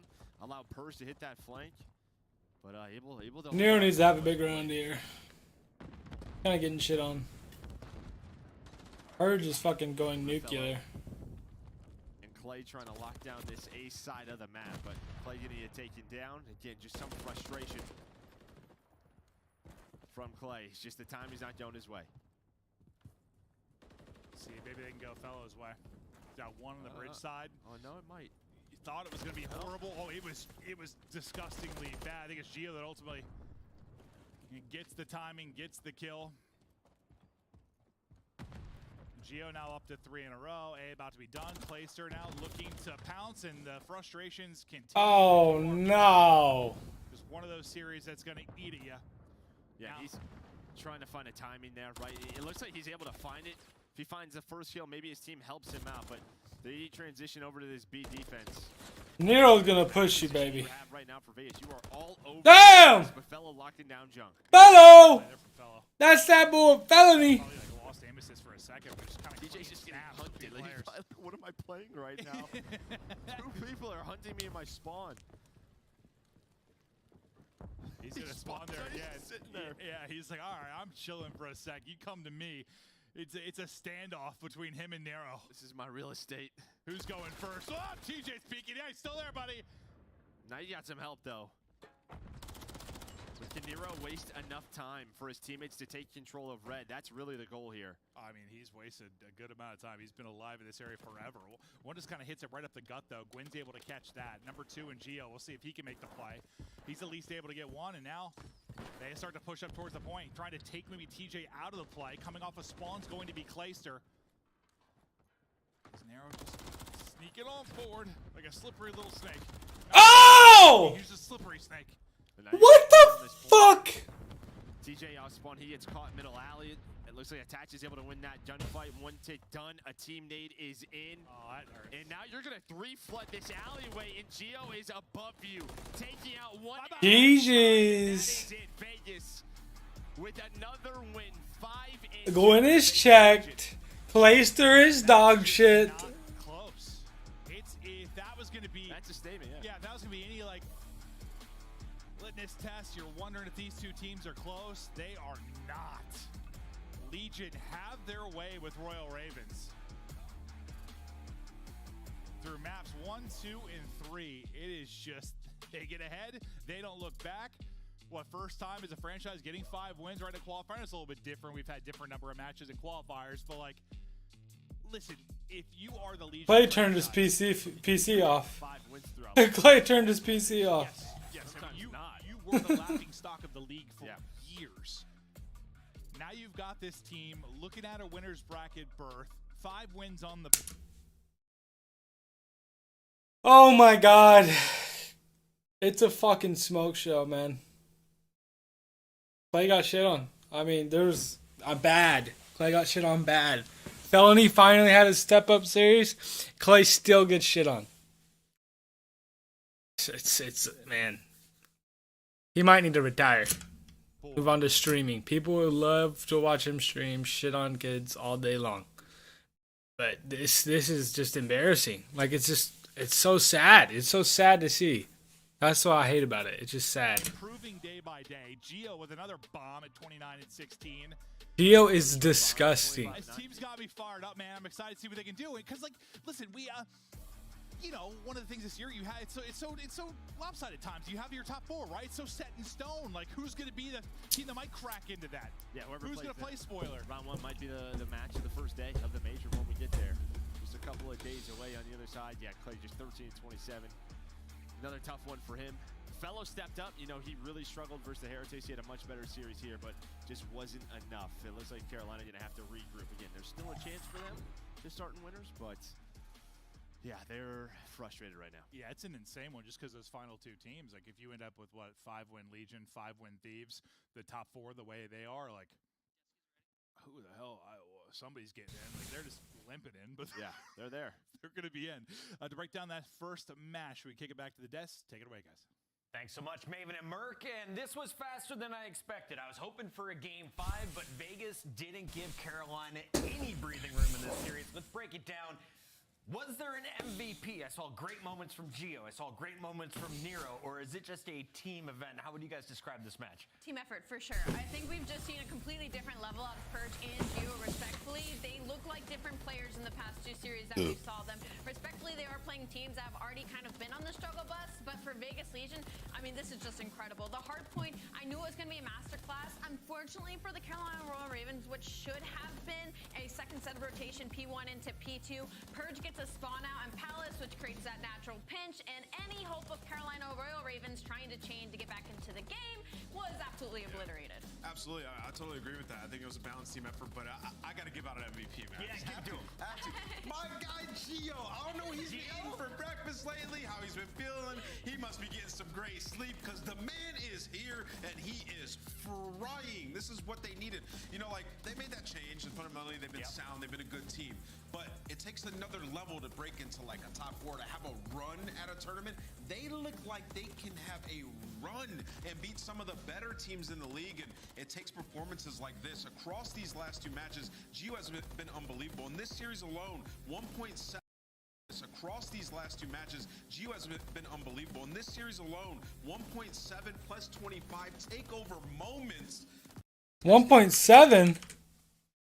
First invasion, I think, and this isn't typically a very strong search and destroy team. And the reason they put high-res and they test that in their map pool is because typically the ARs are going to be in that first opening duel. And well, Nero unfortunately has been 8 and 19 in his opening duels. He has not been winning those first engagements. So what do? They spawn in on a map like high-res and give Geo the opportunity to be in those first blood situations. And what does he do? He gets them every single time. And that's why they were able to win this second map so handedly. Nameless, are you concerned about Clayster on the other side of this fight? He had an off day today. Yeah, I mean, I'm concerned about the team as a whole. I mean, up until this match, it was Fellow who was struggling. The ARs overall in Carolina just have not been great. they've had two really big matches that were winnable, like versus Vegas, versus Miami. Like, you want to secure your spot in winners and control your fate, you have to win these. And in this one, like, I know a lot of people have been talking about the veto process, and I agree. Why are you playing Invasion? You have never, ever won that map this entire year. It's lost you so many series, so a lot of questions need answering in the Carolina game. There's rumors that Carolina could be playing alongside each other come the next stage, currently all playing from home. With that aside, we got to talk with our winners. It's your Monster Winner Spotlight. Purge is joining us live. And Purge, I want to start here asking about that game number 1, because we expected this to be a tight fight. But out of the gates, you guys went up 100 points in hardpoint. How did you take control so early? Honestly, we just played our game. We just stuck to the game plan. Honestly, personally, I was a little surprised to see Invasion hardpoint get through. Yeah. So we took advantage of that, honestly. For sure, Purge. First of all, I want to congratulate you on another win, and also how you have been playing individually is night and day compared to stage number 1. I want to ask you, when did it click? When did you start feeling this consistency in your gameplay?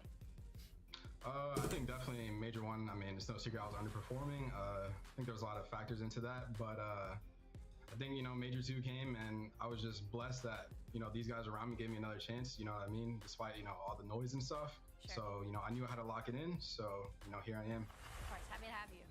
Purge, you guys have been great throughout the stage, you individually as well. Do you feel like you guys have made a breakthrough this week? We've seen some big W's, and do you think you can contend for a championship at Major 2, truthfully? Yeah, I mean, that's definitely the goal. I mean, we're working day in, day out. We're working on what we got to do, and we're going hard every day in practice. So that's definitely what we're trying to get to. Purge, everyone's looking forward to the land down in Miami. People wearing shorts for the first time this year in some situations.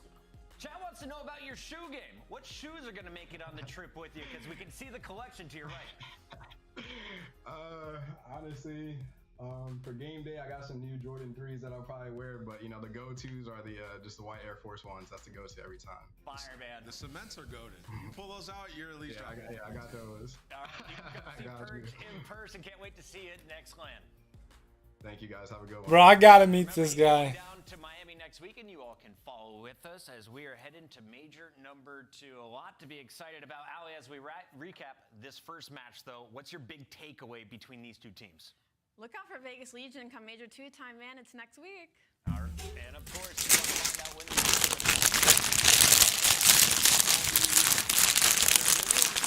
in the QR code and figure out when any team plays. We got the primetime matchups.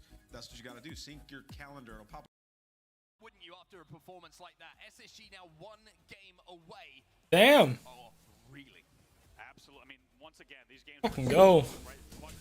These games are fucking close. 5 kills in the late game despite being down by 11 earlier. So Quadrant showing that they have what it takes to always go toe-to-toe with these top teams. However, it has been the case time and time again. This is the 2nd day in a row of them failing to close out the games. But not easy to do when that man on your screen is dropping 21 kills. Now, let's make no mistake. This is fairly basic math, but nearly half of his team's kills recorded in that game. Yeah, I'm glad you did it, because even the most basic math, we know how that goes for me. But, I mean, what a way to close things out. Look at the reaction as well from Legend.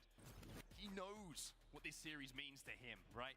Even though he's still good friends with everybody on Quadrant, he wants to go and push himself to the next level. He wants to win titles. He wants to win championships. And the man on your screen is probably one of the greatest mentors you could possibly ask for in Halo to go and do that. Absolutely. I mean, it's like you and I talked about before we got to this event. Just thinking about this roster on paper, those 4 gentlemen on your screen, of course, alongside Coach Elamite, it is a terrifying amount of individual talent on paper. However, one of the special things about SSG also is that they are much more than the sum of their parts, right? When you take these 4 together, just absolutely dominating in what they can do in game. We've just seen it now 2 games in a row. They can absolutely take over games that they really should not be winning. Take a look at some stats here from Stellar and Legend. I mean, those stats just indicate worrying times ahead for Quadrant, because we are going over to King of the Hill as our next game type, and take your pick. Honestly, take your pick of one of those statistics to be impressed by, because whatever you pick, you're going to be correct. Yeah, Stellar dropping over 2.0 KD in a King of the Hill match. There's not going to be much time to move around the map. Well, the funniest thing about that is Stella's dropping a 2.0 KD, but Zell damaging him, which is just, I mean, I think that cool. How much POV we got to watch that game individually? I love the stat bar because you see what Legend does. For example, with the QT, it's even more punishing. However, look at the amount of time that Legend was spending from window or or scoreboard up against key door players and just pop. It feels like with the Bandit, he's just getting 2 to 3 extra shots in every battle, where a lot of players wouldn't have the time. They wouldn't find those angles, but you can already tell that SSG is just working as a unit and just moving around each other so well. That's what leads to these huge outlier damage stats. For example, 12,000 damage per game coming in from Legend. We saw 600 damage per minute from Stellar on the leaderboards yesterday from Buff Stats. Just unbelievable stuff. I think one thing that Legend is already starting to command here as well, and we don't want to get too far ahead of us, but it feels like there's some sort of aura around him when you see him in those 1v1 battles, right? You see people going into it, and if you see a Legend above that player's name, you know you have to be perfect in that fight, or you have to back down and show respect, because you've seen what happens in the 1v1s. If he gets first shot, it's very rare that he isn't going to win that battle. You think about players like Renegade, you know, Royal 2. You think about players like Trippy Lucid Formal is another great example of it. When you see them, you cannot afford to think, maybe I don't have first shot here, but I can challenge it because I know I'm going to hit mine. You can't afford to do it because you're going to get a death away, and it's as simple as that. Also getting tournament updates from across the venue as well. Shopify taking down Cloud9 3-0 in their series. We'll keep a close eye on what they're up to, as we know they're a big threat, of course, to the top 6 and beyond. But here on the main stage, you're seeing Sika on screen, and a lot to think about for these players here on Quadrant throughout these series. If you look really at their games, I think they're going to have already a lot of tape to look at.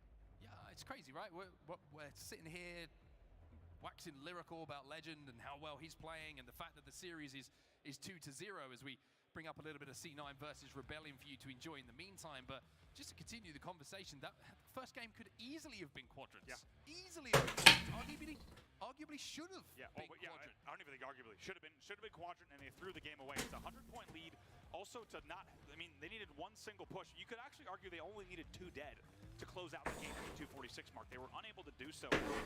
There's good news, though, on the side of this for Quadrant, because I think if you're a Quadrant fan and you look at all their games versus FaZe and all of their games up against their opponent here on the main stage, I think there's a lot to look at in terms of what they have been able to do right up against SSG and also against FaZe. There's truly just a few set of plays. If they go differently, their bracket and their pool, etc., could be so different. So I think a lot to still look forward to, and still games to play in this series as well. Yeah, I mean, SLG is saying it might take us a little bit of time. We might need a few events, a little bit of experience to hit what he believes is going to be that new higher skill ceiling and performance ceiling. But we are also seeing quite clearly in front of our eyes here where those kind of lapses are. And they're being taken apart in those late games, in those moments that really matter. And I think we can take a look at these first 2 games, and as we said, Quadrant leading 246 at that point, also having a 100-point lead, and in this game also keeping things close at the 40 kill mark or so. The series is not over, and I think Quadrant needs to make sure they are focusing up, realizing, okay, we've played very well in these 2 games, we've thrown the first one away. Everything to play for, the reverse sweep is on the cards. If you look at how these teams have played against each other, just think about the triple cap.